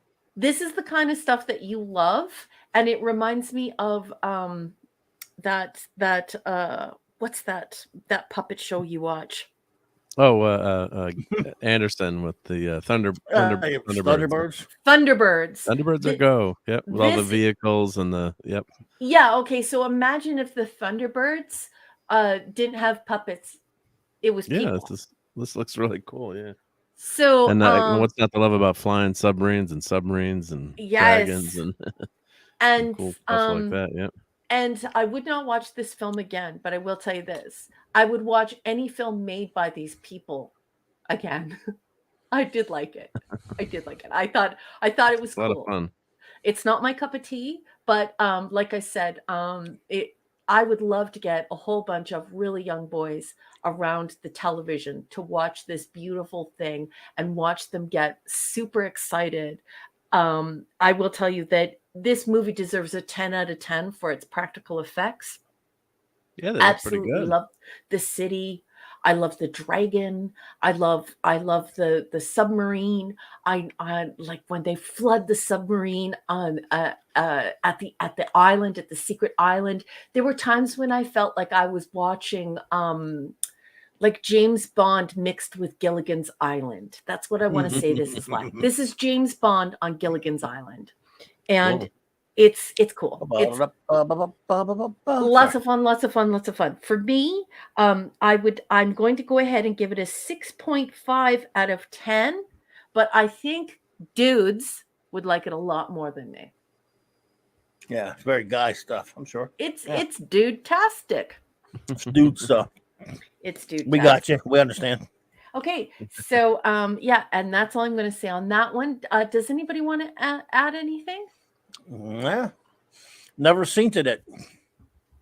I And like some Mark? Toto stuff though. And Mark you, has it hungry on his boy, for- watch list. Thank you. I'll have to dig it up. I'm sure it's on archive.org or somewhere I can find it. Yep. Yeah, Oh. yeah, and Or the I, YouTubes or wherever. Yep. yeah, and I know that you will definitely enjoy it. It's going to make you chuckle. Yeah, great fun. I'm a sucker for vehicles like that too, like the Nautilus or Battleship Yamamoto. Yep. Well, after Solaris, I had the macho up for Raquel. Yeah. Yeah, buddy. You soy boy, you. Yeah, and I love classic comics. Shaken, not stirred, little buddy. Shake it instead. Yeah. So the next movie that I would love to introduce to all of you, if you have not seen this film, I would like to introduce you to The Monolith Monsters. This should quickly be added into your physical library catalog post haste. Wait, Grant Williams? Yes. Is that the Incredible Shrinking Man? I'm not sure. Let's talk about it. Go ahead. Sorry. The Monolith Monsters is a 1957 American black and white science fiction film. It is pure science fiction. From Universal International, produced by Howard Christie, directed by John Sherwood, and starring Grant Williams and Lola Albright.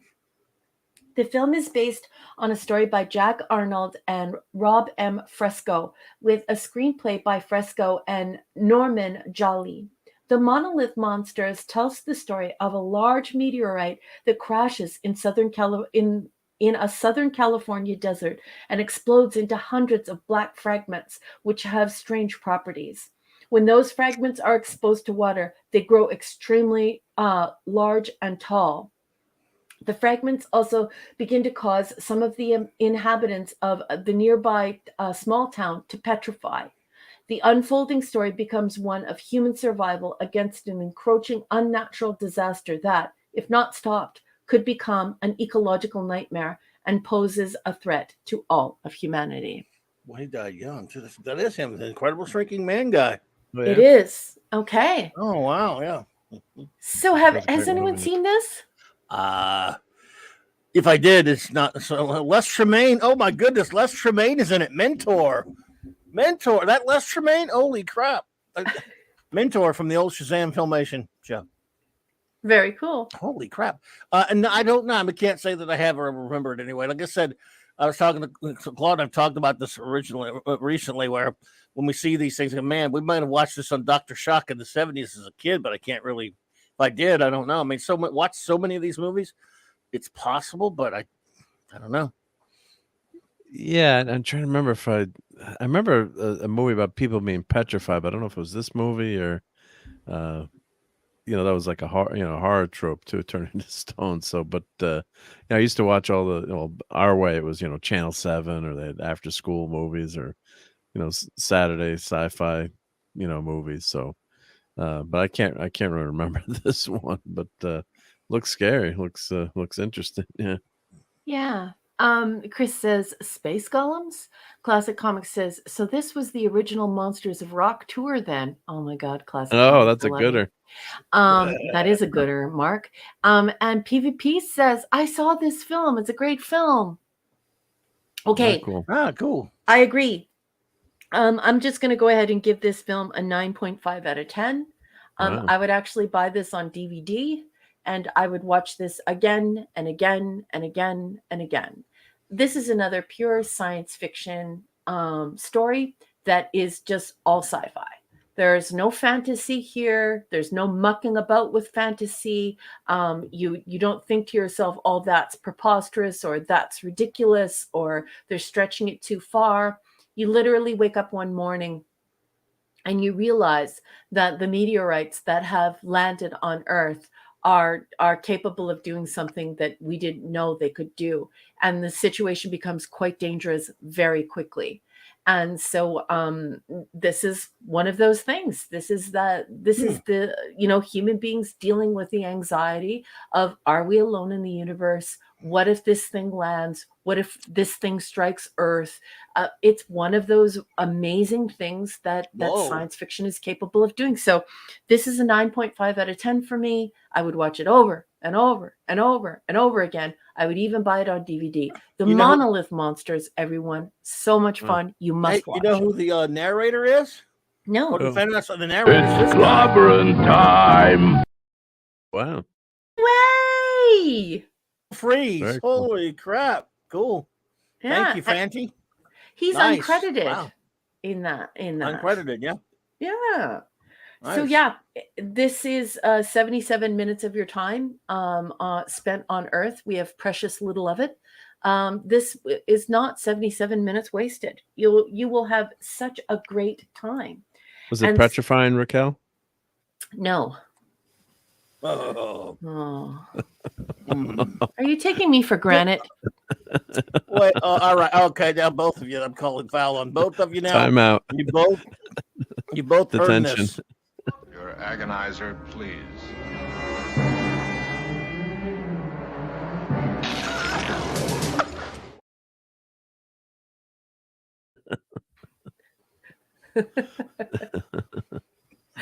Yeah. This looks good too. Yeah. Lenrod says, let's all Classic take a 50s moment and sci-fi. bask in the glow of this glorious movie poster. Yeah, Lenrod, you are seeing what I'm seeing, which is this. It's just people who love craft. They love practical effects, and they lovingly produce them.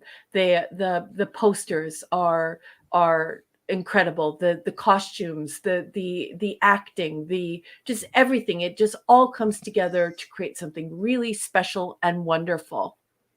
And science fiction gets a bad rap.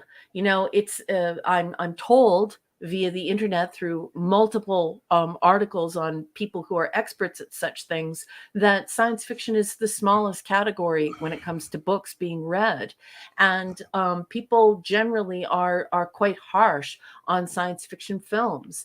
And science fiction films, they aspire and they inspire, and so this is for a very small audience. And it's just so beautiful and so underrated. It is so underrated. What this does, tickling that beautiful part of your brain that is creative, that wants to dream, that wants to think. That's what this film does. And that's what science fiction does. So I love it. I love it. I love it. Indeed, Okay. it's a science fiction double feature. Good. Looks good, yeah. Motoring right along. This is something that the algorithm did for me. And when I saw it, I thought, H.G. Wells, Empire of the Ants. I haven't read that. Oh my goodness. Was that Joan Collins' first movie, or I can't remember? No, this was the 70s. Oh, this is the 70s, okay. So then I think, H.G. Wells, and it's a book I have not read. Wow. Oh no, not this again, Island of Dr. Moreau, which is an amazing I want to call it a short story because it's always sandwiched in with other shorter stories, but I guess it's a novella. Anyway, so I was like, I'm going to watch this. Oh my gosh. Let's just go straight to Wikipedia. Empire of the Ants is a 1977 science fiction horror film co-scripted and directed by Bert I. Gordon. Based very loosely on the 1905 short story Empire of the Ants by H.G. Wells, the film involves a group of prospective land buyers led by a land developer pitted against large mutated ants. In the third and last film released in AIP H.G. Wells film cycle, which includes The Food of the Gods, 1976, and The Island of Dr. Moreau in 1977. So, folks, this is a real stinker-rooney. Yes. It's absolute trash. You must watch it. I think I went to the theater to see this. 1977. Yeah, do it. Like it's I think good. I did. I think Good. I did. It's Robert Lansing, poor old Robert Lansing, poor old Joan Collins. Jesus Christ. God, So she's not as beautiful, good as man. Star Wars then. Yeah, it didn't quite up to Star Wars. My God, she's beautiful though, and she plays a villain in this, and my God, she's beautiful. The ant's like, hey, I got Joan Collins here. What do you got, Star Wars losers? My movie's got Joan Collins. I got my pincers right on her. You eat your heart out, Luke Skywalker. The 1977 belongs to the ants. Yeah, so this is a 1977 film that you would have watched on CBS on the Saturday night films on CBS. Probably did.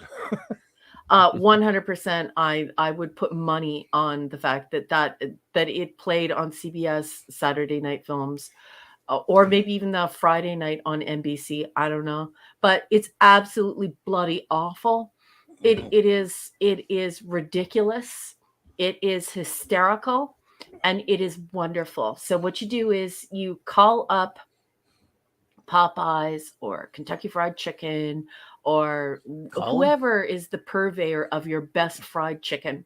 You grab some of that, you grab a case of beer or a case of root beer, and you just sit in front of the TV. Holy shit. What? Sorry, go ahead. You don't want to know. Hungry Boy, you saw Squirm in the theater? Oh, don't you ever tell Raquel to watch Squirm, dude. Okay, I won't. Continue. And Classic Comics says, nah, just order pizza. Yeah, get yourself a pizza and just watch this. This is terrific. You guys can call chicken places and they'll deliver? Yeah. That's weird. Go ahead. That's definitely what's happening with this. This is like greasy fried chicken and beer and playing cards, and you've got this on the boob tube, and you're just having a great time with friends and family. It's not violent. Nothing violent happens. It's just hysterical. This is a monster movie. It's the worst kind of shit. monster movie. It's ridiculous, and it is. Oh boy, this sucks. This comedic. movie's terrible. Oh, the guy from Chips, the captain from Chips, is in it. Yeah, Robert Pine. That's Chris Pine's pappy. Mhm. Yeah. Yeah, So- Jacqueline Scott, Pamela Shoop, Robert Lansing. Wow, what a waste. Yeah. Oh, Shoop, they said she dislocated her jaw during one of her screaming scenes and had to be sent to the hospital. Wow. Look at There's that. a lot of screaming in this movie. There's a lot of Squirm. screaming. Squirm is on your no-fly list. Okay, Yeah. I Don't will- you? Well, please don't watch Squirm. Okay, I won't. I mean, I yeah. promise. Have you Squirm seen? is a no. By the way, have you Is seen that the Kingdom of the War- Spiders No, I have not. with Shatner? That's actually not a. Even though it's a dumb movie about spiders, he's actually pretty decent. Maybe That I you did might see like. that. Isn't that from the 70s? Yeah, it was around I think the I've same seen time. that. Roughly around the same time. Mm-hmm. You might like Yeah. that. But anyway, yes. What were you asking, Mark, about Squirm? Was that the worm movie, or was that the I can't Yes. remember. Holy, That was the one that crap. everyone's getting eaten by worms, right? That was freaking disgusting. it was disgusting.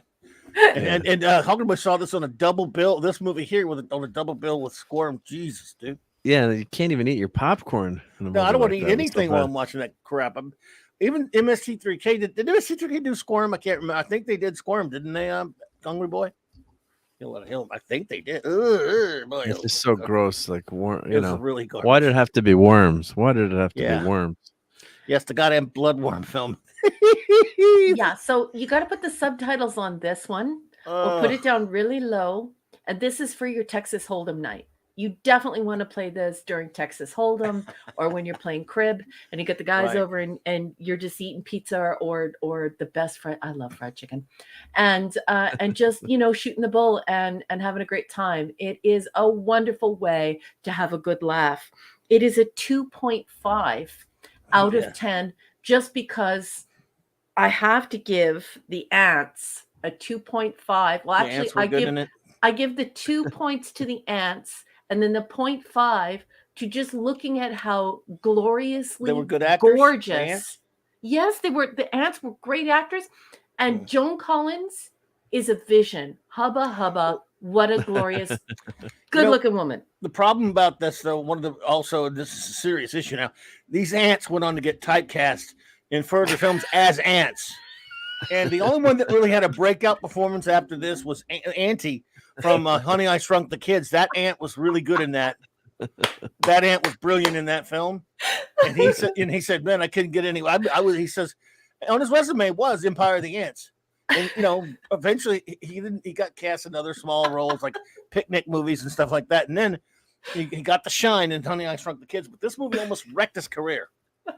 Okay, just saying. Poor thing. Suppose if you were playing poker, you could always say it's time to ante up. Oh, boom, boom, boom, boom, boom. What the hell's Well, going on? full of here? good puns tonight. Yeah. What the hell's wrong with you people? This movie, the Empire of the Ants. I thought that was, it's pretty good and all, but the ants, I don't know how they. I'm just amazed how you get the ants to do all that stuff. Take direction. Those are smart ants. Hey, golly, them ants are really smart. Boy, oh boy. But Yeah, I you know- agree with Hungry Boy. The only thing good is the poster by Drew Struzan. No, because he makes Joan Collins look ugly and she's gorgeous. And Stephen M says, Still good I'm art, just glad they hired actual ants and didn't use fake ones or CGI. Yeah. That's true, because ants need representation too, Stephen M. Answer people too. and like all the this this is classic Hollywood though. The cast of Frogs, for example, those guys never got any work after Frogs. And by the way, I don't want you letting her watch Frog. Hungry Boy, do not have her watch Frogs either. By the way, don't watch Frogs. That's another Tim 70s. Stock! Tim's talk. Hey there, on Hey, your left. Tim. They made a really lot of stupid animal movies in the 70s. There's Food of the Gods. There's Grizzly.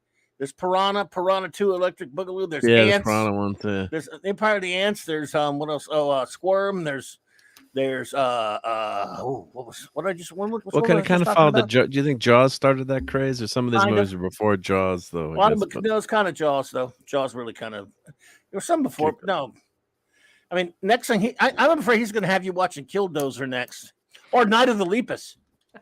Have you seen Night of the Lepus? He didn't pick this one. I He don't picked think all so. the good ones. Oh, okay. This one was produced. This one populated in my algorithm. Oh, It was okay, very gotcha. late at night. He had already gone to sleep or like was out doing something because he's in Oz and I'm in Canada, so we're on Right. opposite schedules. And so he did make a suggestion to me, but by then I had already had Empire of the Ants on. It's a fair cop. Have you seen Night of the Lepus? No, DeForest Kelly's in it. really. It was in the It was from the 70s. I think it was a TV movie, wasn't it? Guys, it's about killer rabbits. No kidding. Oh my And God. DeForest Kelly is in it. How do you it's spell like it? Weren't they in Monty watching just for Python? that. Weren't the killer rabbits in LEP. Monty Python? US? No, I think it's LEPUS or something. Monty Okay. Python killer rabbits, but yeah, I think so. But yes, D. Kelly is in that movie. It's a TV. I think it was a TV movie at the time. So. Oh, them is a Lepus. great ant movie. Oh, he's saying no. Don't know. I don't know if that's a no-fly zone there because D. Kelly's in it. So I think Raquel would probably, if she could find it, would like to see just because he didn't do much after Star Trek. Almost nothing. I love him. Yeah. I don't know how About The much Curse? he's in it. Who's but seen no, The he's Curse? saying no. He said don't watch it. I'm sure you haven't seen The Goes Curse, off Clobber, blaming the because turkey. your Not your the- favorite actor of all time. What? Who? What? Wesley Crusher's in The Curse. That's another like Gross. body horror. Wendy? I don't know what you missed. I don't know but we've just been talking about some. Raquel's been talking about some old science fiction films. So we're just gonna Wabbits. I'm hunting Wabbit. My head is exploding, says Hungry Boy. He says, no. I think he doesn't want you to watch Night of the Lepus. Okay. Oh, he said, okay. Kelly looked fab in Lepus. So, okay. I'm not telling you. At least he didn't try to get you to watch Killdozer. I'm kidding about that. It's fine. You know about Killdozer? No. Clint Walker's in it. It's about a possessed bulldozer. Like Stephen King's Christine? I guess, but it was before that. It was, Oh. in fact, Stephen King might have been inspired by it, to be honest. Oh, wow. Yeah, and Marvel did a comic adaptation of that. Yeah, it's true.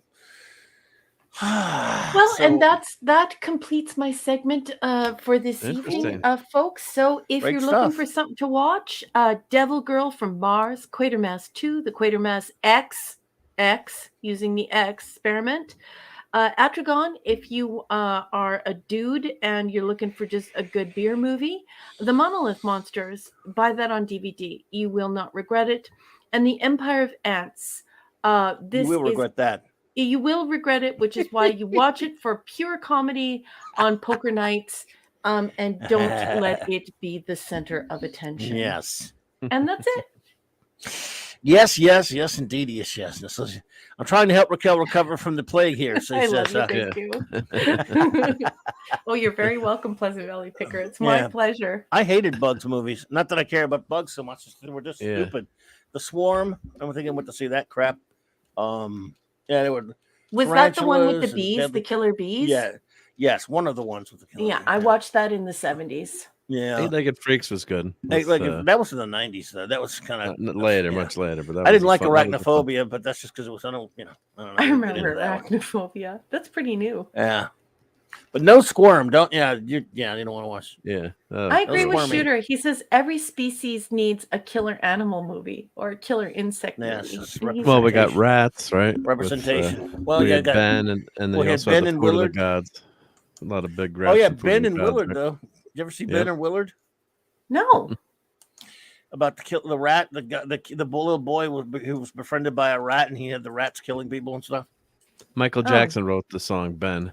Yeah, that was the most famous thing about the movie. The movie was popular. Then they did a sequel called Willard. I don't like Michael Jackson. Never have.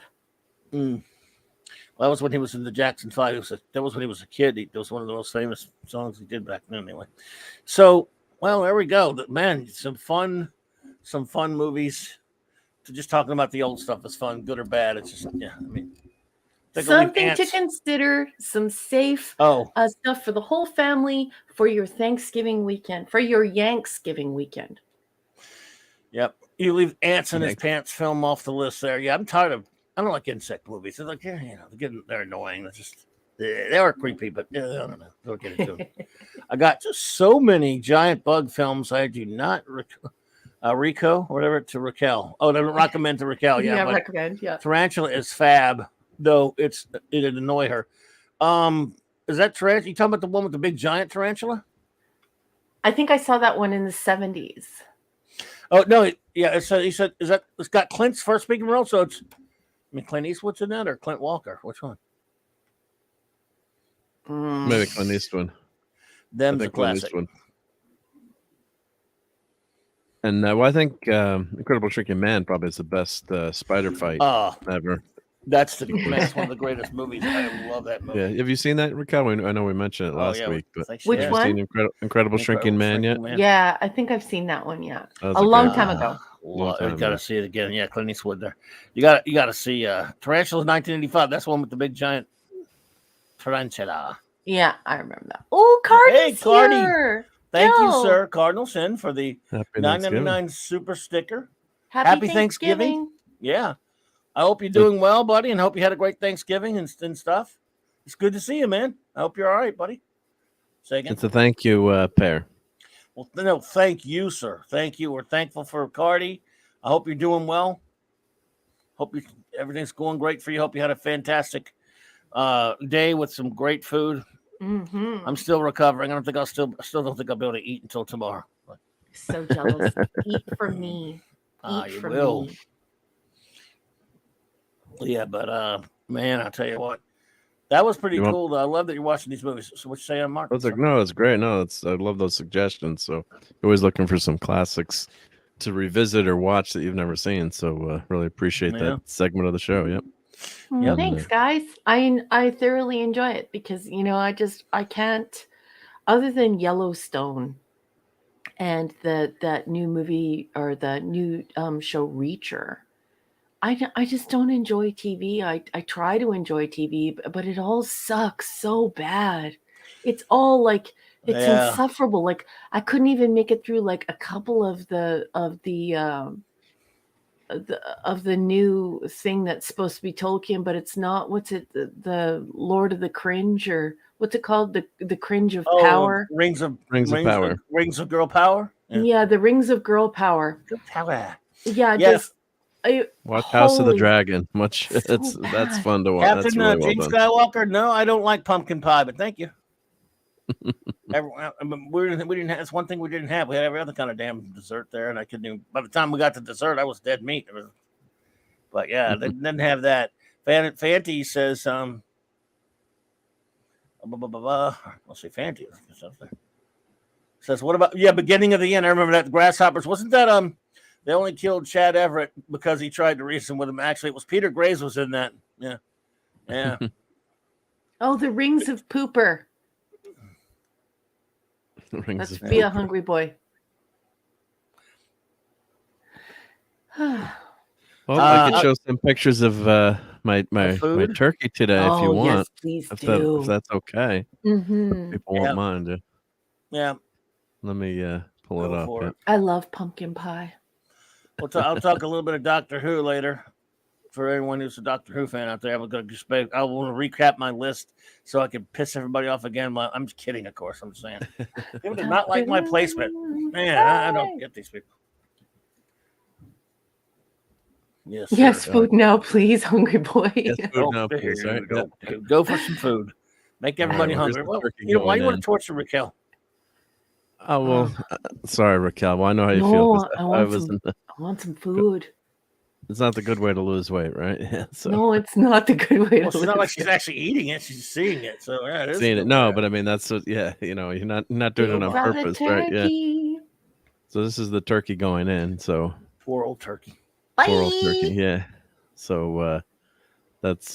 Thank you, hungry boy. I'm glad somebody would give me. Everyone else was mean to me about the list, but I'm glad you're cool with it.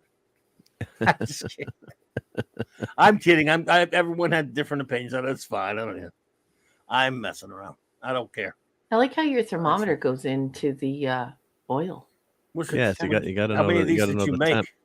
But no, this is that's the just on loop Hey, because don't it's dox 15 yourself. seconds. No, there's nothing there to. Or do any This was doxing? this was on the YouTube, so Man, I want some. that's I wish okay. I'd have got. Oh, it's a fried turkey. So this is Wow. this is Oh, that's coming a out. So beaut. Ain't I she should a put those beaut? together, like in and out, like boom, boom. Yeah. So that's the and it tasted so good. Yeah. Hey, all I know is God is my witness. I thought turkeys could fly. I should go watch that. I'm going to watch that clip. Are you familiar with that, Raquel? Are you familiar with an old show called No. WKRP in Cincinnati? Oh, yes. I watched WKRP in Cincinnati. There's an episode about Halloween where the idiot who owns the station, Mr. Carlson, and Les Nessman and Herb Tarlick came up with this scheme for like a promotion for the radio station, and they dropped turkeys onto a parking lot at a mall, and the other guys didn't know they were going to do it.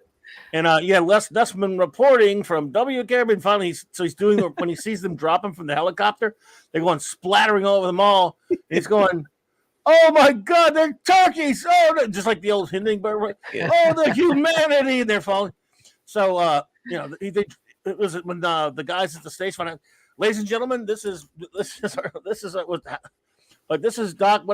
What's his name? Howard Hessman. But he says the mall what it was has just been bombed by live turkeys, film at 11. And then later, they come back and was like, "Why did you drop him out of the friggin' thing?" So the last line of the episode, because like Carlson walks in, he's got these all disheveled and everything. He goes, "As God is my witness, I thought turkeys could fly." It's the greatest thing ever. That was one of the funniest episodes. Oh my God. I miss Herb's suits. Oh yeah, Herb was fantastic. Herb Tarlick's suits were outrageous. They were great. Yeah. Ezra, I remember The Amazing Colossal Man, and then they made the War of the Colossal Beasts, the sequel. Yeah, and then the MSC3K tore it to pieces. Yes, Pleasant Valley was a great episode of. Man, this is killing me, dude. I mean, I had pretty good turkey today, but I want fried turkey. So here's my two helpers. Those are my kids. Your youngins. Youngins. Yeah, we can see both your kids. Yeah, both two of my boys. Yeah, I got two boys. Two boys. Two boys and one girl. I thought you had two kids. I know you had three. I got three. Yep. Three. Well, okay. Yeah, so of course you got to engineer it up. So this is the Food Network guy, Alton. I'm forgetting his last name. Brown. Alton Brown. Thank you. So you have a pulley system with the turkey, so I can lower the turkey in safely to the typical engineer. Good typical stuff. Engineer. Yep. Yeah. So there's the turkey setup here. So you always got to be safe, and what you always want to do is, if you're doing this at home, obviously do it on pavement. Don't do it, on your wood patio or your plastic patio, or don't do it inside.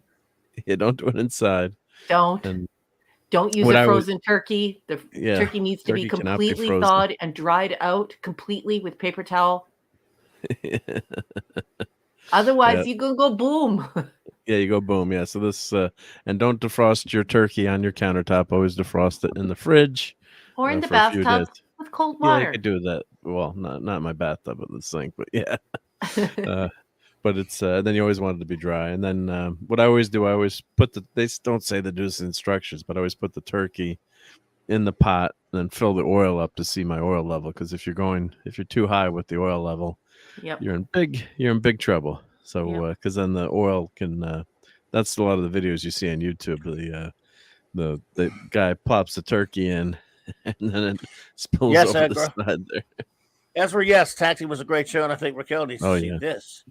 Scobie says, "Raquel, I'm reading your book. You made me upset. Good job." I think he means that. I think he means that in a good way. I hope that's in a good way, and I do apologize.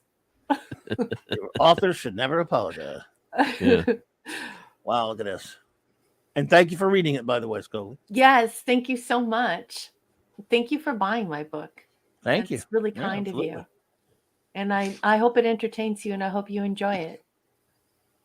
So Phantom says he puts his turkey in a bucket of water overnight. Works great. You should, but it should also be refrigerated, because you could actually get into trouble doing it that way. But if it's in a fridge in water, that's fine. Because if it's too long, it can be. My brother-in-law took all these food classes to open a restaurant, so he was telling me stuff too that normally a lot of people do just to frost it out in the open air. And this, I mean, it looks a little greasy, but the skin on this is it's so crispy. I hate you right now. It was good. It was so I'm not good. even hungry in this, and now I'm hungry again because I didn't get a fried. Again, we had good turkey. It was good though, but fried turkey's just unreal. Oh, so good. Yeah, I hate dark meat. They're so good. I can even eat the dark meat, and I hate. Oh, you don't like the dark meat? My son and I have an arrangement. He hates the white meat. I hate the dark meat. So when we get the big stuff brought home a bowl tonight, that my mom gave me, I said, "Good. We won't touch each other's turkey because I don't want that." Hands off my turkey. Get off. Yeah, we don't have to fight over that. One thing we don't have to fight over is that. The dressing we have to fight over. Hungry boy. Do you think you read Georgia? Scogli, which one upset you? Which story upset you? They let's see. Georgia. Yeah. Cranberry. Ugh. Well, there's a big debate. I gotta put up the poll.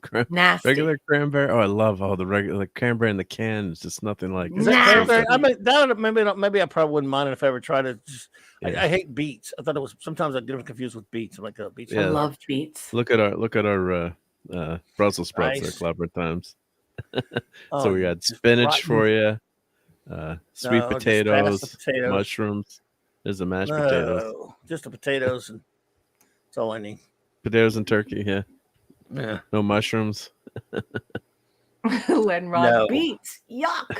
Keep the mushrooms away from the potatoes. And someone put green stuff on our potatoes, but why do you put that stuff on top of there? Oh well, I could eat around it.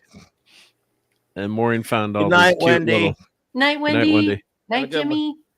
Cute little turkey candle holders. Aw. those guys were cute. Yep. And we didn't burn down the house, thankfully. So poor old turkeys. That was cute. Yeah. Now you're just rubbing the turkey's nose in it at this point. And you probably wouldn't like this stuff. I read the first one so far, and I enjoyed it a lot. Says Scogli. Thank you. Oh, good. Thank you, Scogli. We appreciate that. Thank you. Yeah. So Charmaine upset you. Good. I'm glad you enjoyed it. And a girl named Charmaine once upset me. Sorry, go ahead. I hope you enjoy all of the stories, and I'm very honored that you would buy my book and that you would read my stories. It's a huge honor for me. Thank you. Yeah. I really did once know a girl named Charmaine. Charmaine, nice. I did. Yeah, I know it's a rare name, but what the hell is all this stuff? No seed time. Well, this is cornbread that my mom made. Wait, what'd you put on top of the cornbread? Cheese or something? I think there's some cheese. Yeah, there was cheese on there. They didn't put anything inside the cornbread like some people do sometimes, did they? I don't. I see a green thing, like a green bean on there. No, there's no green. No. There's corn inside of it, isn't there? No, that came out of the My stuffing. mom does that. But like, no offense to my mom, but she made the stuffing with like all kinds of green stuff and celery. That stuffing? Yeah, that was so not. That's so not Southern. No, she said it doesn't look like my stuffing either. No, I love mom. And Pleasant Valley Trader says, "What? No sea tongues?" Yeah. Hey, I like stovetop stuffing, and everyone's yelling at me. Stovetop. Oh, my mom makes great cornbread dressing. She don't make no stovetop. Yeah, I know, but I love it. It's a joke. Like I just love stovetop stuffing. Like I don't want anything fancy with all these onions and peppers and green stuff, and I just want my stuffing with some sausage in it or something. And this is yams. After this, thanks to you. Sorry, hungry boy. Yeah, there's some yams. Americans eat so funny. Yeah, and there's the cranberry, but I don't like the chunky stuff. I don't like the chunky stuff. What is that? Cranberry sauce. Cranberry sauce. The real, the berries without the jelly. Jam. The jam one. That's what I like. Yeah. No, that's cranberry sauce. Jam. Yeah, from the can. Yeah. What the hell? What? When? Well, that's my favorite. Yeah. Always goes good with the white meat. Yep. And Phantom says the stovetop is great. It's always there. And Eric K said it looks good. So there we go. Mm-hmm. That was a good. It was a good dinner. Sides. So many sides. Yeah, you can't have too many. American culture is cool. I didn't even get the sides are down on this side of the table too. There's like Mrs. Dadman. Hey, Mrs. Dadman. Hope you and the Dadman clan had a great Thanksgiving, and it's lovely to see you. Thank you for popping in. Happy Thanksgiving, sweetheart. Agreed. There you go, Hungry, missus. hungry If you boy. didn't see Beats can my bugger off. if you didn't see the Yes. turkey coming out of the My brother, in and my out. other in Orlando, did 2 of these today. I don't know if he lowered it in like you did. I don't know how he did it, but Well, people usually there's like a long hook and they just kind of yeah, lower it in. But yeah. of course, I got to engineer something, so you got to have a pulley and ropes. I mean, for no good reason, just to have an Captain extra gadget. Skywalker wants to see the pies. You Oh, I guys didn't have take pies? pictures of the pies. Show We the had. pie. Show the My mom made a pie. So good. I didn't My take mom made a pictures of the chocolate pie. You know, at that point, I was on the couch in turkey coma, but we had apple, we had pecan, and we had pumpkin. Someone brought My a. favorite's the apple. You ever had a chocolate eclair pie? We had that, boy. Ooh. Today, I mean, Yummy, cake. Sorry, yummy. it's chocolate eclair cake. The cake. One of our lady friends who showed up. One of our friends who showed up. She Mimi. She brought it. Oh my god! I didn't expect great. it. I was so not hungry after trying. I was eating some pie. I didn't want to eat anything. I was dying, and my son had to go rave about it, and I had to go try it. And I'm like, oh my god, I'm glad I did. It's so good. You know, you're that's Thanksgiving for you. You could be not hungry, so you'll see something. I gotta try that. If it's even me, who's picky. Well, if it's like a dessert thingy, of course. That's what sounds you good. eat. You For ever had the a fun of it. Napoleon cake or pie, or I guess it's a I cake? don't know what that is. Oh, it's like a big Napoleon, but with like a cake in cake form with multiple layers. It's very tough to cut. You kind of need a steak knife. Neapolitan thingy. Yeah. Neapolitan. Oh, Yeah. God, it's so good. Nice. So good. So now that I made everyone hungry again, that was fun to do. Damn it, Jim. Oh, I wish I could eat. You will. You will soon. Yep. You'll get back to normal soon. You gotta. I mean, get on the mend there a little bit. You will definitely do that. So. I can't wait for all the eating at Christmas. Oh my. It's gonna Yeah, be I so love good. Christmas. I'm one of those. You know, I don't know. A lot of people don't like they kind of poo-poo on Christmas, but I love it. Me That's too. my favorite time Hey, of year. Snail Messiah's here, boss. Snail Messiah, hello there. Hey, Happy Snail. Good to see you, Thanksgiving. my Doing friend. good. And yes, indeed, that turkey is confessing its crimes. I love turkey. Man, Sorry, oh man. turkey. Yes, chocolate eclair cake. You've had that, Mrs. Dadman? It's good stuff. Woo. So, Yes, did sir. you have any Yes, sparkly ice cream, Mrs. Dadman, for the Mister? That unicorn Sparkly ice unicorn cream. ice cream. Yeah. I bet they had some good stuff to eat today. The Dadmans. I bet they had some good stuff. I'm sure, yeah. Yeah. But Mrs. Dadman says she doesn't like turkey, though. Wow, should you say decide? What? my- What is wrong with you? My I'm just daughter is a vegetarian, so that's actually she didn't mind Thanksgiving because there's so many vegetarian sides. It doesn't matter. Oh wow. As long as you got to say this makes the stuffing without meat or My niece is too. She, yeah. yeah. So she was there with us. Oh my goodness. Well, it was some good stuff though. What a good bunch of. I mean, just a great day. A lot of work from my mom and dad. I mean, they spent 3 days straight working nonstop, so they were beat. Yeah. And we were trying to, when everybody was leaving and divvying up food and all that stuff, we stayed afterwards to help them clean up. And I said, look, your asses need to chill out and relax for the next couple of days. It's a lot of take work. it easy. A lot of work. Yeah, but no, they'll be running the roads tomorrow. Well, that's why you keep busy and you keep going instead of stagnating. So, yep. And Captain Skywalker says, "I wish I was in Mark's family." Thanks. Yep. I'm accepting an adoption. No, I think he's adopting applications for adoptions. Yeah. It won't cost you too much. Yep. Plus, Belly Picker's asking if anybody has Nanaimo bars at Christmas. I always have Nanaimo bars at Christmas. What? It's just a Canadian thing. Oh no! Okay, don't know it. I'll take note. Yeah, it's another one of those Canadian things. Maybe I'll send you and Mark some for Christmas. Ezra Goldstein, I saved your comment from earlier because I forgot to. I couldn't get to it because we were doing something else. But to answer your question, did anyone listen to Paul Harvey's "If I Were the Devil"? Yes, it's powerful. It's brilliant. Everybody should listen to that. You should find it. If I Were the Devil, basically talking about what he would do if he were the devil, if wanted to win, and the things It's coming from a certain political point of view for sure, but it's genius. It's brilliant. You've heard that, Mark, right? I don't remember If I if Were the I've Devil heard that. by Paul Harvey. I've listened to Paul Harvey for Holy years. I probably crap, must man. have heard it. I must have heard From it. years. It's from a good number of years back. Like, so I think he may have actually was If it's reading that famous, if they replayed it, what he would do if he were the devil and wanted to extraordinary. But anyway, so well, oh hey, Dad Man, Dad Man's Dad here. Man, what's up? How you doing, man? Turkey coma? Are you also in a turkey coma or no? I know he likes turkey. I'm sure. Yeah. Happy Thanksgiving. And Mrs. says a typical meal. We went to a family's house. They had 3 types of turkey: smoked, fried, and Carolina barbecue. Well, I don't know where you're from, but to have 3 different types of turkey is probably not so typical, but very awesome. Wow. Yeah. Oliver says, I always watch every year 2 delightful animated Thanksgiving treats. A Charlie Brown Thanksgiving. Yeah, I love it. And Garfield's Thanksgiving. Cool. Yeah. Both are Excellent. Nice stuff. There you go. I'm thrown away. Let's see here. Oh yeah. Classic says, my family always watches Planes, Trains, and Automobiles on Thanksgiving. I love that. I haven't watched it in a long time. We should do a watch party of that It's one. one of my Yeah, we gotta favorite try to do comedies watch of all party for time. that. That's a good one. Oh, it's Those great. aren't It's such a pillows. Great movie. Those How aren't about them pillows. Bears? I can go Well, I away tried to this get my year.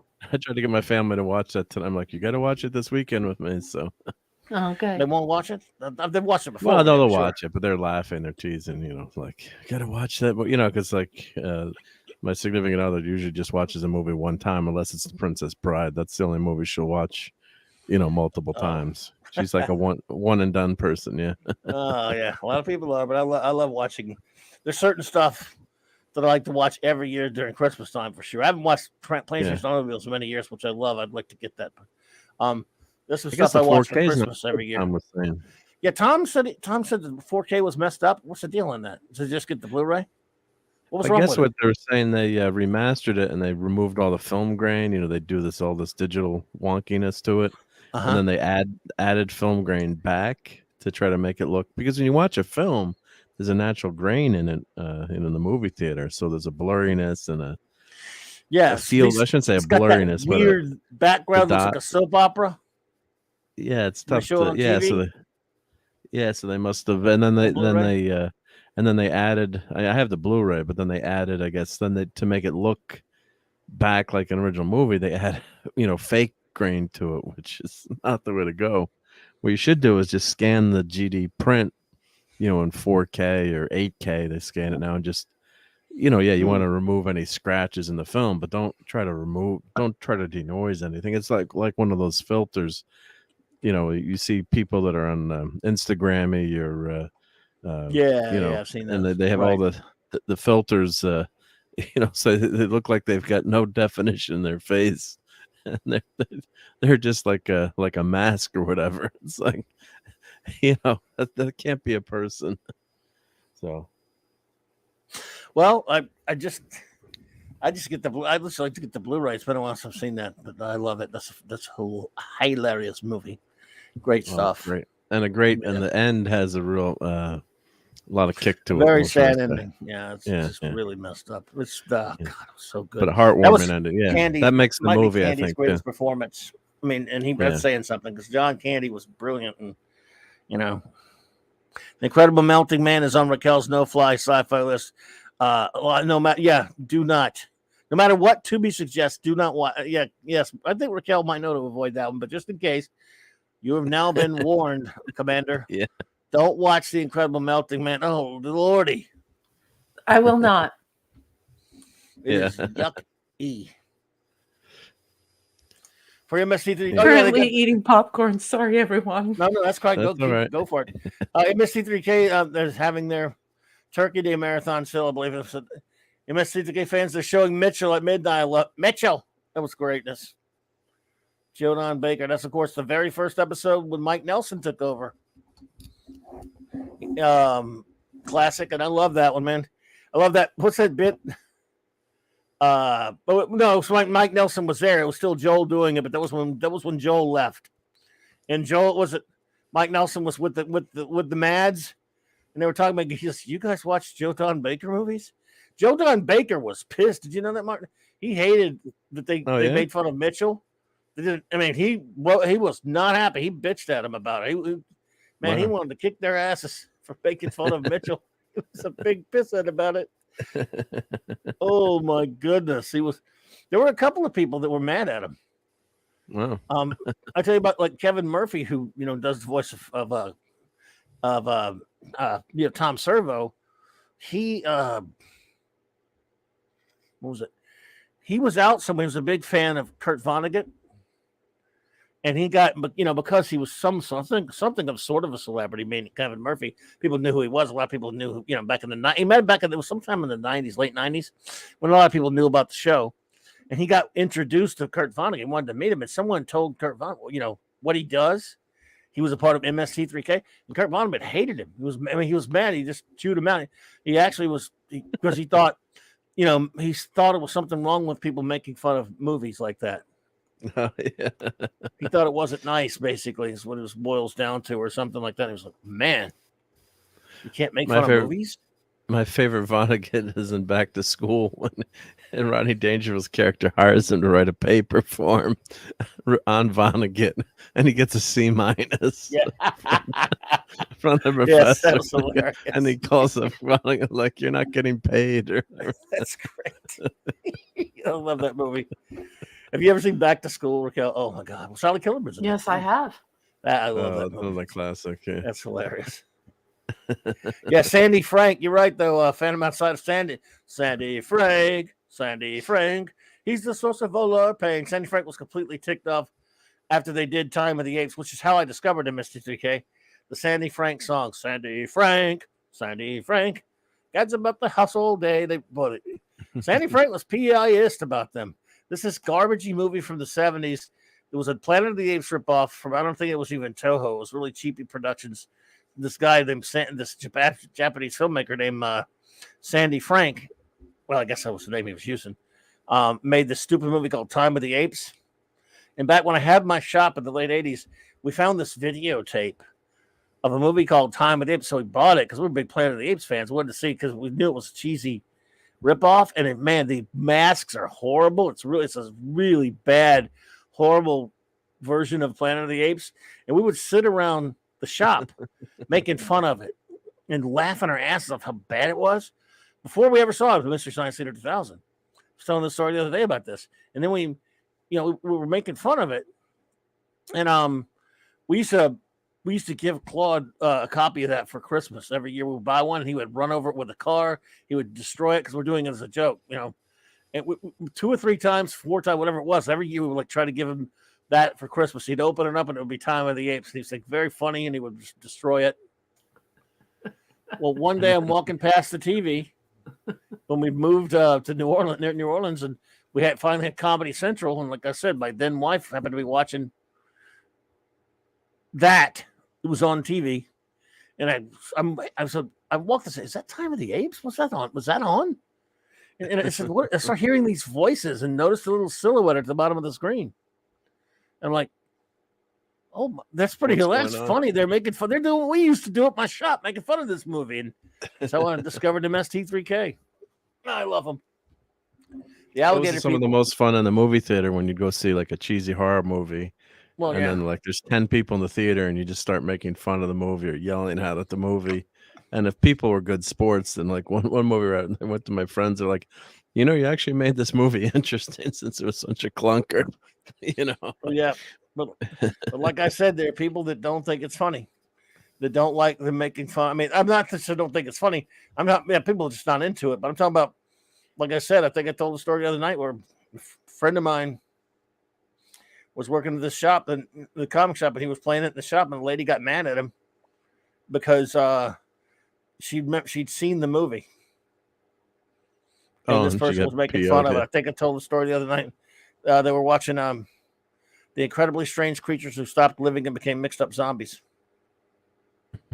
I think I told you that. I think we talked about that on Geekery the other night. So, Come on, that's not the title. That's a title. There's a movie called The Incredibly Strange Creatures Who Stopped Living and Became Mixed Up Zombies. The title alone makes it a masterpiece. They deserve whatever they get after that title. Yep, they do. The thing is, the movie isn't even worse than the title. and it's not good, but it's Sandy Freight was a Stanley distribution. There you go. Yeah, well, if it's a bad movie that doesn't, but no, there's some people that say the movies. This lady was mad because she said she didn't like these guys, but she'd seen some of these movies when she was a kid in the theater when she was a kid, and she felt like she was being insulted.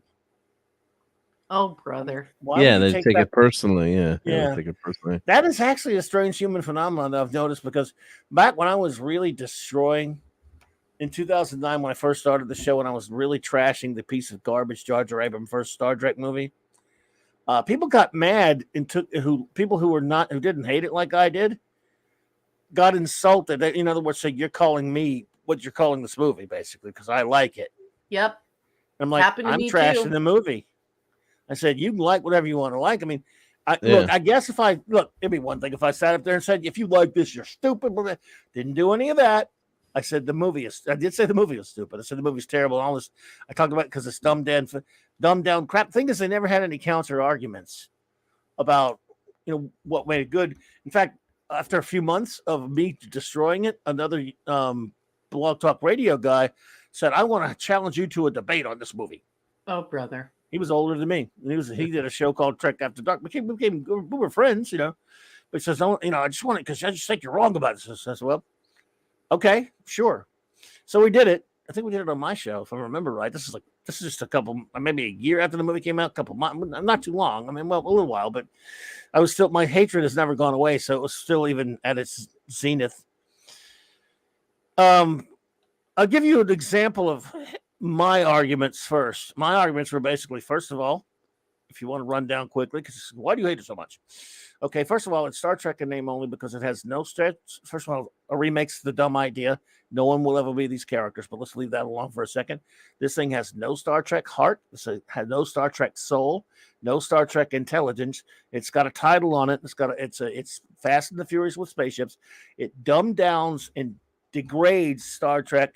It insults Star Trek.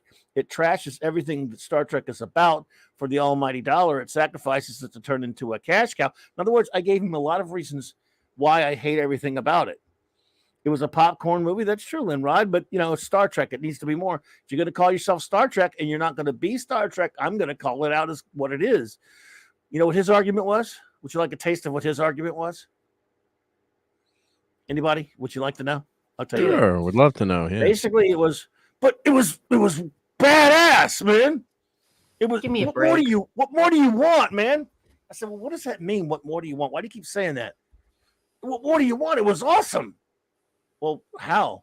It was so cool. It was bad. So basically, his argument was it was badass, cool, and awesome, and it was rocking, bitching, and all this other, I guess. It was fun and full.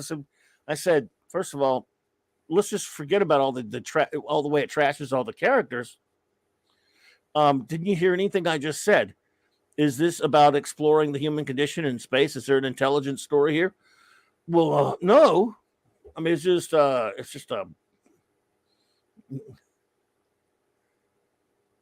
Oh, yeah. Okay. Oh, that's cool, man. No, yeah, no worries. Yeah. No, I can't stay too late. And I was going to say sorry, guys, but we'll get moving in a second. No, that's okay. No. We've been. I didn't want me to interrupt you there. Yeah. No. That's fine.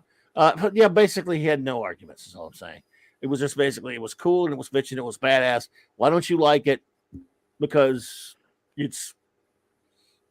I don't know. It had mass and occupied space and made noise and took up time and it called itself Star Trek when it's not. I mean, I kept saying, how can you like it? You say you claim to love Star Trek. This is a guy that loves Star Trek.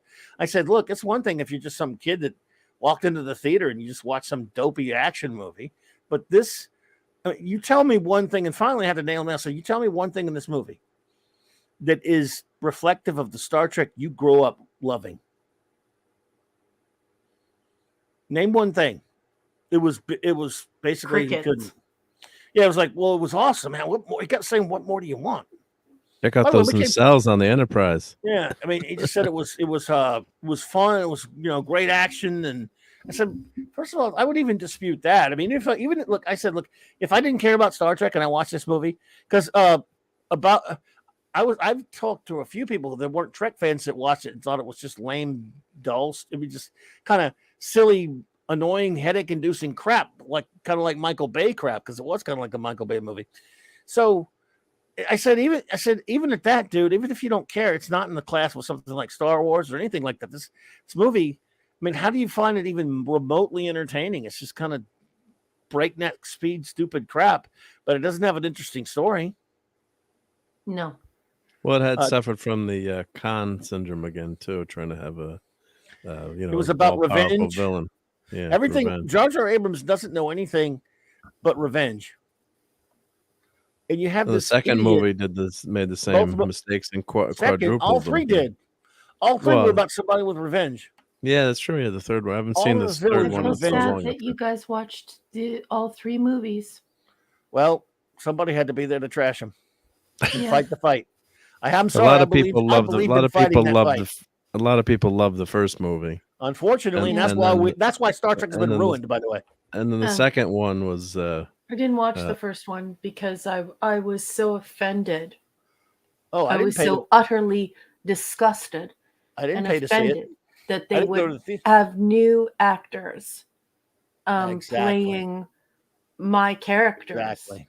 I didn't pay to see it or go I to the couldn't theater. There's no way I could watch that. And I was on Facebook at the time, and I wouldn't go see it. And everyone was like, everyone knows I'm a Trekkie, so everybody's like, "Oh, Leonard Nimoy in it. What's going on? And isn't this awesome?" And I was heartbroken, and I was really, really angry, and so I didn't go see it. And then finally, someone got me a copy of it from the pawn shop. That's how long it took for me to watch it. And I think I made it through the first maybe 10 minutes, and I shut it off. And I was just so offended that I just couldn't believe it. Like, why would you do that? That's the dumbest thing ever. What do you mean? There's no new bones. What do you mean? There's only one Scotty, Jimmy Doohan. Right. Like, why did they do that? This is the dumbest thing. It's not a costume. And these people are the same people who are ruining cinema. You know, like, Kirk isn't a superhero. He's a character. And he's only played by William Shatner, and that's the end. And Spock is a character made by Gene Roddenberry and Leonard Nimoy. And it's only Leonard Nimoy. I can't wrap my head around how people would take a character and basically like turn it into almost like a superhero, like it's a mantle, like it's a costume that you put on. Well, there's a lot of money in Paramount for Star Trek, and it's their big IP, and they want to keep it going. Well, they haven't made any money with it. That first movie's the only one that made any money. The first one. But why not just do something new though? Like, I don't understand why they always have to just do something new.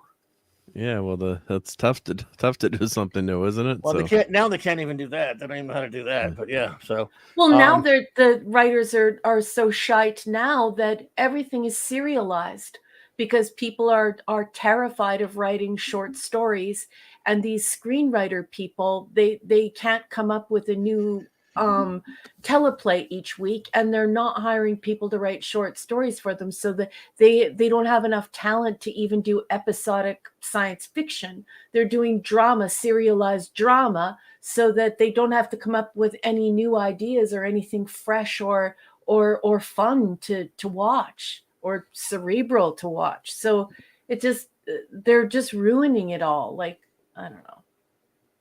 Yeah. And people love strange new worlds.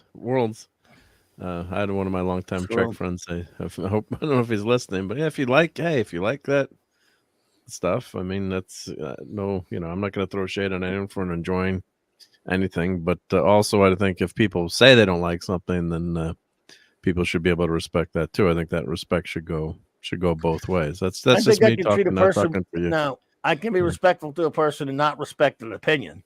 Now, people say I respect your opinion. Not everybody. I can respect the person and be respectful to the person and say, but if their opinion is, if I think it's bad, I can say, well, I just don't agree with it. Yeah. I'm not going to say for example, I can respect an opinion I disagree with, but when one is so bad, I'm going to go, I like you. I'm fine with you as a person, but that opinion, I can't. I mean, I can't even pretend that I respect it if it's that bad. Yeah, Yeah, but that's- just I don't- people should be civil with each other. That's what I'm trying to say. When they and then too many times it turns into mudslinging and angriness and some stuff that hey, if you want to, I always love debating what you love or don't like, or talking about what makes the movie good or bad, or you got to back up. Like when you were asking the person, what would you like about the movie? He could have said, oh, well, I like the opening maybe with Kirk's dad, sacrificing the ship. That was He could have garbage. said, but he could have said that, right, or come up with something. You could Yeah, say but anything. yeah, but there are. He just I can't just say have it's to awesome. interject here because it's very important to also realize that people are like, oh well,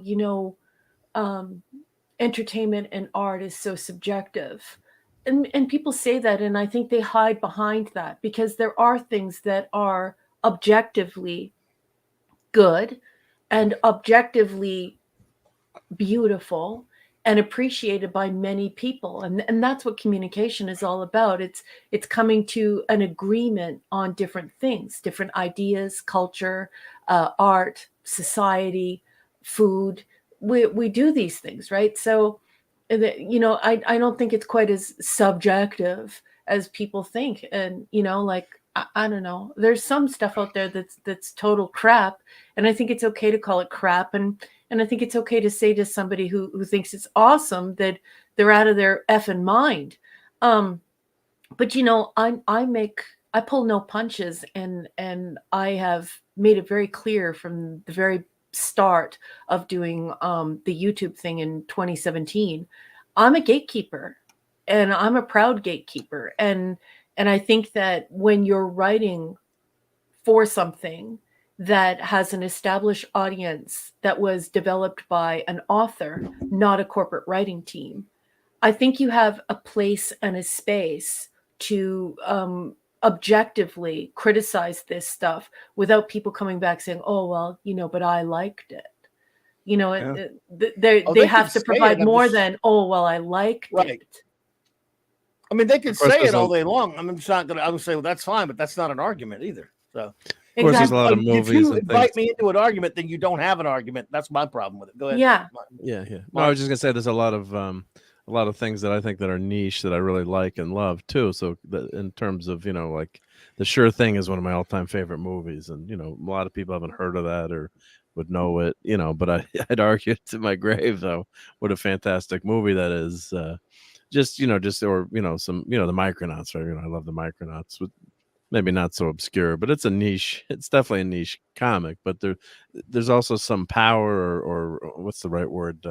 When you meet people who like the same thing as you, and it's a smaller group or a niche group, you kind of bond over that, which is a ton of fun too. You find a So- kindred spirit. Yeah, you find Well, kindred spirit. Yeah, so yeah, that's We reach. that's and sometimes too it's fun to say, hey, I like this, and I don't care if you bastard just Yeah. don't like it. Screw you. This is great movie or great piece of art, or dare to be different. That was the slogan of a radio station out in Long Island. Well, let me be So- clear about something here. I just want to, all right. I don't care if you like anything. What I think something's a piece of crap or not, I don't care if you like it. And when I said I don't respect an opinion, doesn't mean I don't respect the person. For example, if you like I said, when we kid you about liking some kind of food we don't like, other than teasing you about it. In other words, yeah, I'm yeah, gonna yeah. go, "Ugh." Clam pizza. So Yeah. I don't want to eat it, but we're just kidding you. So And I got a you cracked like it, tooth it's again because fine. of the clam pizza. Ooh, I had a wow. shell, and then my tooth cracked again. So, Yeah, No, my- an old yucky. crack. Yeah, Well, my point so clams got the is, revenge. Sorry to when the interrupt. guy you. invites. All right, man, that's cool. The guy invites me to a debate and an argument, then he has no argument to make. Is what I'm talking about. So that's why I did not respect his opinion. Donnie yeah. says, well, in my opinion, vids, I did remind viewers that they don't have to agree with me with my opinions, nor change theirs for that matter. And that's what I'm right there with you, Donnie. I never, first of all, I never tell anyone they have to agree with me, because why? Even if I actually were of the person who wanted that to happen, that's not going to do it anyway, right? Just because I tell them. So I never tell them they have to agree with me. Now I joke around with friends about it, but I joke about it. But no, I never say, you have to agree with me. You can like any old thing just because I think it's crap. If you're cool with me for saying it's crap, I'll be cool with you for saying you like it, and I'm cool with you for saying the things that I like are crap. I'm all fine with all of it. And someone who had such a problem with me trashing the movie invites me to an argument, and then all he says is it's awesome and badass and wicked and how, what more do you want? He kept saying that a lot. And I said, I want it to be Star Trek because that's what I want. You keep asking. So if you're going to start the fight, you should have some ammo. And also, like I said, if you say, I love the Jar Jar Abrams Star Trek, we'll stay on that one, right? I can think you're the most wonderful person in the world. I can think you're a cool person. And we could, kid each other about it.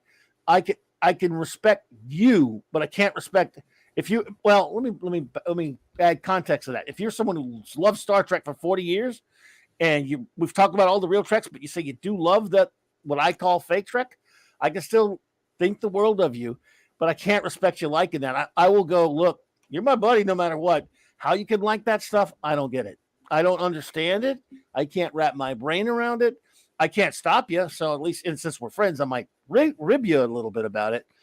But I don't respect that opinion. Doesn't mean I don't respect you as a person. That's all I'm saying. Well and it's also important for people to realize that they can like things that are objectively bad to most people. And I think that this circumstance is more pronounced in watching corporations try to recreate or recast and shape it into something completely different. All of these old IPs, PvP's bringing up Rod Serling and that Jordan or Justin or whatever Peele guy. Jordan Peterson.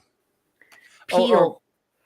I think his name is, I thought you said Jordan Peterson. And once again, it's I think that it's a different sort of thing. Like if you happen upon a film called The People, and it is written by one Jordan single Peele, author. He's really super talented, but it's a very avant-garde film. And some people go to it and they're like, oh my God, this is the greatest film I've ever seen. And other people go to it and they say, oh my goodness, how gaudy, how self-indulgent. I didn't enjoy myself. I think that that's when the argument for you like what you like, I like what I like, let's hash it out, let's have an intelligent discussion about what's good and bad about it. I think that's when that kicks in. But for me, for myself, I don't mind being a gatekeeper when I'm watching these corporations stumbling around in the dark, groping very greedily at things that we already love, that we already know, that somebody else made, and they're trying to find a new way to sort of molest it. And it's gross to watch, and I hate it. So for me, like I think that's why people are so confident in their disgust in these conversations online, is because we find ourselves in an epoch, we find ourselves in a time where like I said, these corporations are groping around in the dark. It's really ugly. They're touching places they're not supposed to touch. We don't want them to touch that. That's nice phrasing. Yep. But do you know what I'm saying, Mark? Like, it's like the Rings of Power. Like it's just it's a money grab. There's no story there that Tolkien wrote. It's just the appendices that are notes and him filling out the world because he's such a fantastic world builder with just notes, but he has no prose there. It's just a list of indexes basically. Of characters and places, and when you read that at the end, that's just for you to kind of fill in the blanks as a reader. The people and places and names, but there's no real stories told there. So but it's just showing you how in depth he had created the world, and contrast that with House of the Dragon, where you wanted to watch it every week, and Matt Smith is fantastic. House of the Dragon. Perhaps I should try it. It's good. I mean, I don't know if the fantasy, medieval type, sword and sorcery. Well, no sorcery yet, but the performances are very well done, and the characters have motivations that you can see, and the scheming, and there's some twists and turns and surprises, and it's well done, and the acting is very good. But a lot of these things now are just money grabs, trying to throw whatever can hit the wall and stick, like Mhm. Pleasant Valley was talking about. The Twilight Zone reboot, which was an abomination That was awful. by Jordan Peele. Did they do 2 seasons or Yeah. 3 seasons of that? I don't know, but I I think I watched it watched them straight all, but through. And you the guys know first because season was I love short so stories. So horrendous. short Oh, stories God. very important to me. So I watched it straight through, even though I was disgusted by it. It was absolutely bloody awful. The stories were Right. horrible. I mean, it's just Filthy horrible trash. stories. That's what I heard. And the second season was really bad too. There was one episode in the second season I liked, where the one with the diorama of the village, that the person could had a model of the village that he could affect what happened in town. That was only, but all the other ones were just not even, it's not even worth talking about how bad it was. Filthy trash Yeah. from hell. Yeah. Yeah. Well, did you say you had to run? I mean, we could. Yeah, I start gotta closing it up right now, apologize. I guess. gotta. Well, Yeah. that's okay. It's Thanksgiving, everybody. Thank you for joining us.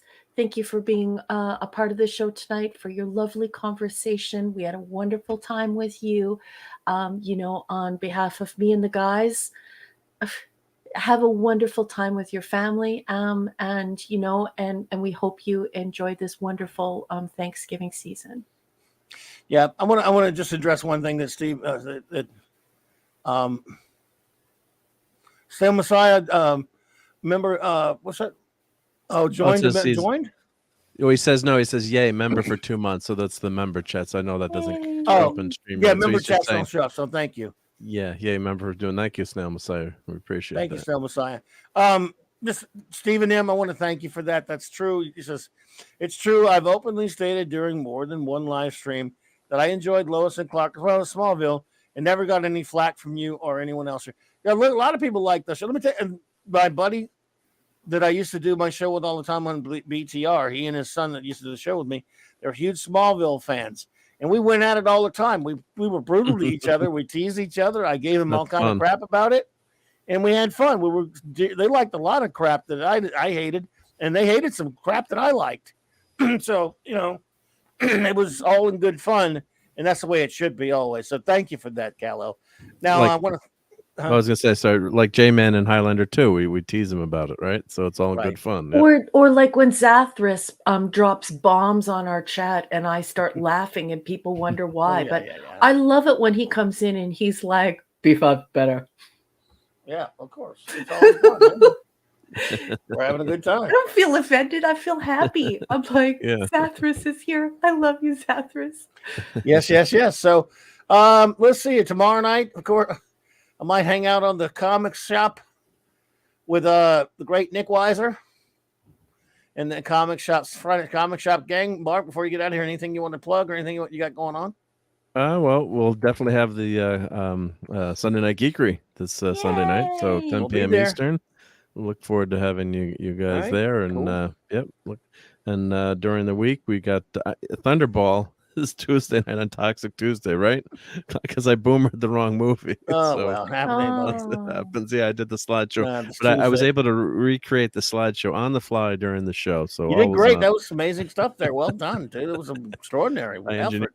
Yeah. Considered well done, man. It was a fun time too. It was a great show. I was honored to be out. Nick asked me on because he got a lot of cancellations, and and even though I hadn't seen the movie in a long time, I knew enough to wing it. But yay! It was Goldfinger, by the way. So anyway, So no, I was just saying that was just so funny. Nick's like, "Were you joking? You put the wrong background up." I'm like, "We're doing the man with the golden gun, right?" Oh no! Oh no! We're gold. Oh, your heart must have. I was like, "Oh crud!" Oh, so sorry, honey. So I'm like, "When are we doing the man with the golden Messiah?" Remember, dude, you almost did it again last night when we were talking. I did. Yeah, that's what I was saying. No, it's Thunderball this week. I gotta get my brain checked. Diamonds are forever. It's Thunderball, so you'll know. Yeah, I might be having Abby Normal brain in there. Boss, did you see this gift from Snail Messiah? Oh, I have my chat all the way backed up. I didn't see it. Let me see. Snail Messiah, thank you so much. Oh my goodness, for the 50 DKK super chat. You're too kind, my friend. I really appreciate that. He says, I've tuned out of pop culture. I can't get excited by anything anymore. Once we yelled for Netflix to make what we love, now we beg them not to. What a nice thing to say. Well said. Yeah. Absolutely. Thank you so much. Didn't they ruin Frankie. Wheel of Time this year? And That wasn't them, but it was. Oh, that was maybe it was someone them else. or was it Amazon? I don't know who did it, but Yeah. look, thank you so much, Smale. That's exactly right. All they do is destroy, and it's a damn shame. It's so sad. We've all had things we love destroyed, and these are people that have come out now. They're not. They've taken the mask off. Really, they don't even hide it anymore. No. They're when you say they are gleeful. They're pleased as punch that they are trashing something that other people love. It's evil in a sense. It's the banality of evil. They're people who, take pleasure in destroying something that belongs to someone else. For example, if I hate now, I love Star Trek, so I would do anything to wreck those horrible versions of them. However, if there's a show that's just not my bag, that I'm not into one way or the other, and I were given a chance to, a property that I'm not into, for example, I wouldn't want to go and have anything to do with destroying it for someone else. No. I'd be like, it's not my thing. Unless, they do crap that they do the Star Trek, the Star Wars, and Doctor Who is trampling something that I love. Yeah. But if there's a fandom for it, just because I'm not into it, and someone gave me a chance to do whatever I want to it, I would be like, no. Why would I want to destroy someone else's loves like that? Yep. These are rotten people. So they are, and I have no problem sticking up for an author. I have no problem respecting an author, even if I don't like what an author has done. They put a lot of hard work into their storytelling, and even if it's not my cup of tea, even if it's not my bag, throw whatever description you want on there, throw whatever cliche you want on there. I still respect that person and what they made. But as far as corporations go, I have no respect for corporations, and certainly not the way they are treating the audience or storytelling at this present time. So I totally agree, Clubby. It's a sad state of affairs. Yeah, One like you other look at a show movie. note- Oh, No, sorry, go ahead. I was just gonna say, look at a movie like 2001: A Space Odyssey. Some people think I think it's one of the greatest movies of all time, but other people, oh, it's boring. How could you watch that? So, Yep. Well, look at me liking TMP. yeah, People are like, Yeah, why do well, you like that? good great. point. Yeah, By the way, one other show note: Saturday night, Star Trek. Everybody, 9 Dun, p.m. dun, dun, Central Standard dun. Time. So, Mark, we're going to do our goodbyes now. It might take a minute. Did you want to run now, or do you want to hang with us? no, I'll hang if we're closing up You shop. sure? That's fine. Yeah, no, We're that's gonna all try. good. Yeah. We're gonna. I'm gonna shout everybody out now, and No, then let's I do it. want to Let's thank you do it. all. Thank you all so much for being here, especially all your friends. Also your friends who lurked, and those listening later on a download or a rewatch. We really appreciate you so much. And shouting out our friends who are here with us tonight. I want to wish you a happy Thanksgiving, whether you celebrate it or not. Starting with J-Man, appreciate you, buddy, so much. Gwagnar, thank you for being here. Phantom Outsider, buddy. Phantom Outsider, thank you, buddy. Appreciate you. Of course, you know what? I always forget to start out. Not always, but sometimes I've forgotten. The great Eric K, thank you so much. Bronze Wrencher, appreciate you, buddy. The great Chris Persia, Vindicator Wrench of the North. The great D. Bud Martin, Wrench of Iron. And we had our truck dog was here tonight with the wonderful Apollome's minion. Love you, Apollomy. Hope you're having a great Thanksgiving. Also, let's see here. Menomousness was here. Let's see here. It takes a while to get. I'll find more. It just takes a second. Come on. Oh, Kal-El, again, thank you so much, buddy, for being here. Appreciate you. This thing jumps on me. Sorry. I'll get to hungry to be thankful for clobbering pals. We're thankful for you, buddy. Hungry boy. Let's see here. DJ Sound! Chasing 80s Toys! Oh, Chase, hello there. We're just saying our hellos and goodbyes going? now. Happy Thanksgiving! Yes, happy Thanksgiving to you. Chasing 80s Toys and Dave G Sound. Great to see. I can't see the bottom of the chat, so I had to That's okay, boss. You go ahead. I got you 6. I had to back it up there. Captain James T. Skywalker, thank you. by being here with us. Skogly Jotun, thank you so much for being here. And thank you for getting Raquel's book. And thank you for your feedback. And I'm so happy that you loved this story. You're the best. Mwah! Put that up there while we're doing this. Let's see here. Stephen Ransom, thank you for being here with us tonight. Great to see you. Wendy and Jimmy, Trauma Warriors. Thank you so much. Good night. Have a great sleep. Good to see you. Yep, thank you. Thank you. I'm going to read out more names. Dave. Yes, Dave. Sometimes it takes a while to scroll to somebody, obviously. So that's dumb scrolling music. For those who don't know. Come on, damn it. Ezra Goldstein. Thank you so much for being here tonight. Good night, friend. Claude Selling, thank you. Night, Claude. Keely Chow, Roll Tide. Keely. Let's see here. Zathras. Crap. Oh, good old Zathras. Pleasant Valley Picker, thank you. BBB. Thank you for the company. Classic Comics, buddy. Good to see you too. You were terrific tonight. Thank you for the company. Thank you. Oh, I gotta jump on me again. Dang it. Let's see here. The thrilling scrolling bits. Sorry, everybody. I got to get to, there's a lot of, obviously had a great, fantastic talkative chat. Matthew Pounder, hey. Matthew. Thank you for joining us. To get to people that have, Donnie Pearson, thank you for being here tonight. Thank you for being here, Donnie. Good night, honey. Appreciate you, Donnie Pearson. Thank you. Yeah,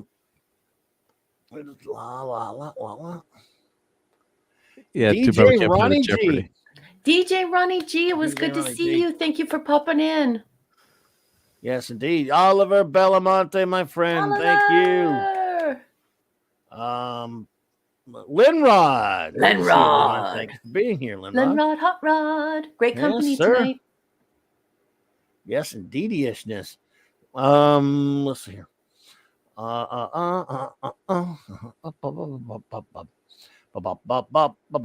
always think I got everybody, and I always run across ones I haven't done yet. Didn't we do that last night? You asked me if we had time. everyone, and I got one wrong too. Yep. It always happens every time. Shooter. Pew, pew, pew, pew, pew, pew, pew. Indeed. What she said. Matt G. Hello, Matt. I didn't know Matt G popped in. I must have missed that one. I miss sometimes. So sorry. Matt G. Monkey Jeebus was here also. Not Monkey. I think he has a different name for Jeebus now, doesn't he? Yeah, he changed it. I can't remember what it was now. He's like Captain Cockney Spock. Now he's Captain Finity. Yeah, he's Captain Finity now. So Captain I think he's sticking with that. Stick with that for a while. Tim's Talk on your left. On your left. Good to see you, Tim's Talk. I said Wendy and Jimmy. Trauma Ward will say her again now. Wendy and Jimmy, thank you so much. I had to run, I'm sure. Getting there, folks. Getting there. Sorry. Cardinal Sin. Gardy. Happy Thanksgiving, babe. Happy Thanksgiving, buddy. Whoa, jumped on me again. Come on. All right. Now's the betting time again, Mark.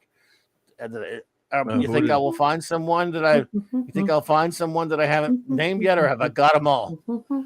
My memory is so garbage, but I'm did you say the Dad Man Clan? I think I already said Scoldly. No, I didn't. I was about to say them. No, actually, I was probably about to get to them. Dad Man and Mrs. Dad Man. Thank you so much. The Dad Man Clan. I think I said Skogly already, but sometimes I can't remember ones I already said. I already said them, but it's good to say them again sometimes because you never know. Now I've probably done them all. What do you think? We're close to the end here. Well, I mean, will there be any Snail Messiah? See, no, I haven't. See, Messiah. You never know. But you got classic comics tonight. Last night we were I forgetting did. classic comics. Yep. You forgot really? Classic Comics last night. Who did? Well, not forget. Well, then you named him, but yeah. Yeah. Oh, I didn't I'm forget. No. Remember we were playing the game last night. You're like, who did I name Oh, yeah. everyone last night? Yeah. But we were playing the game. I was like, "Do you think I got everybody?" And I was just, I knew good and well I hadn't, because I never do. I always think I have. And then somebody will go, "Oh, I forgot so and so." But I think right now, all right, I'm going to go out on a limb here. We're almost to the end. I bet you I got everybody. I bet you both. Let's play the game here.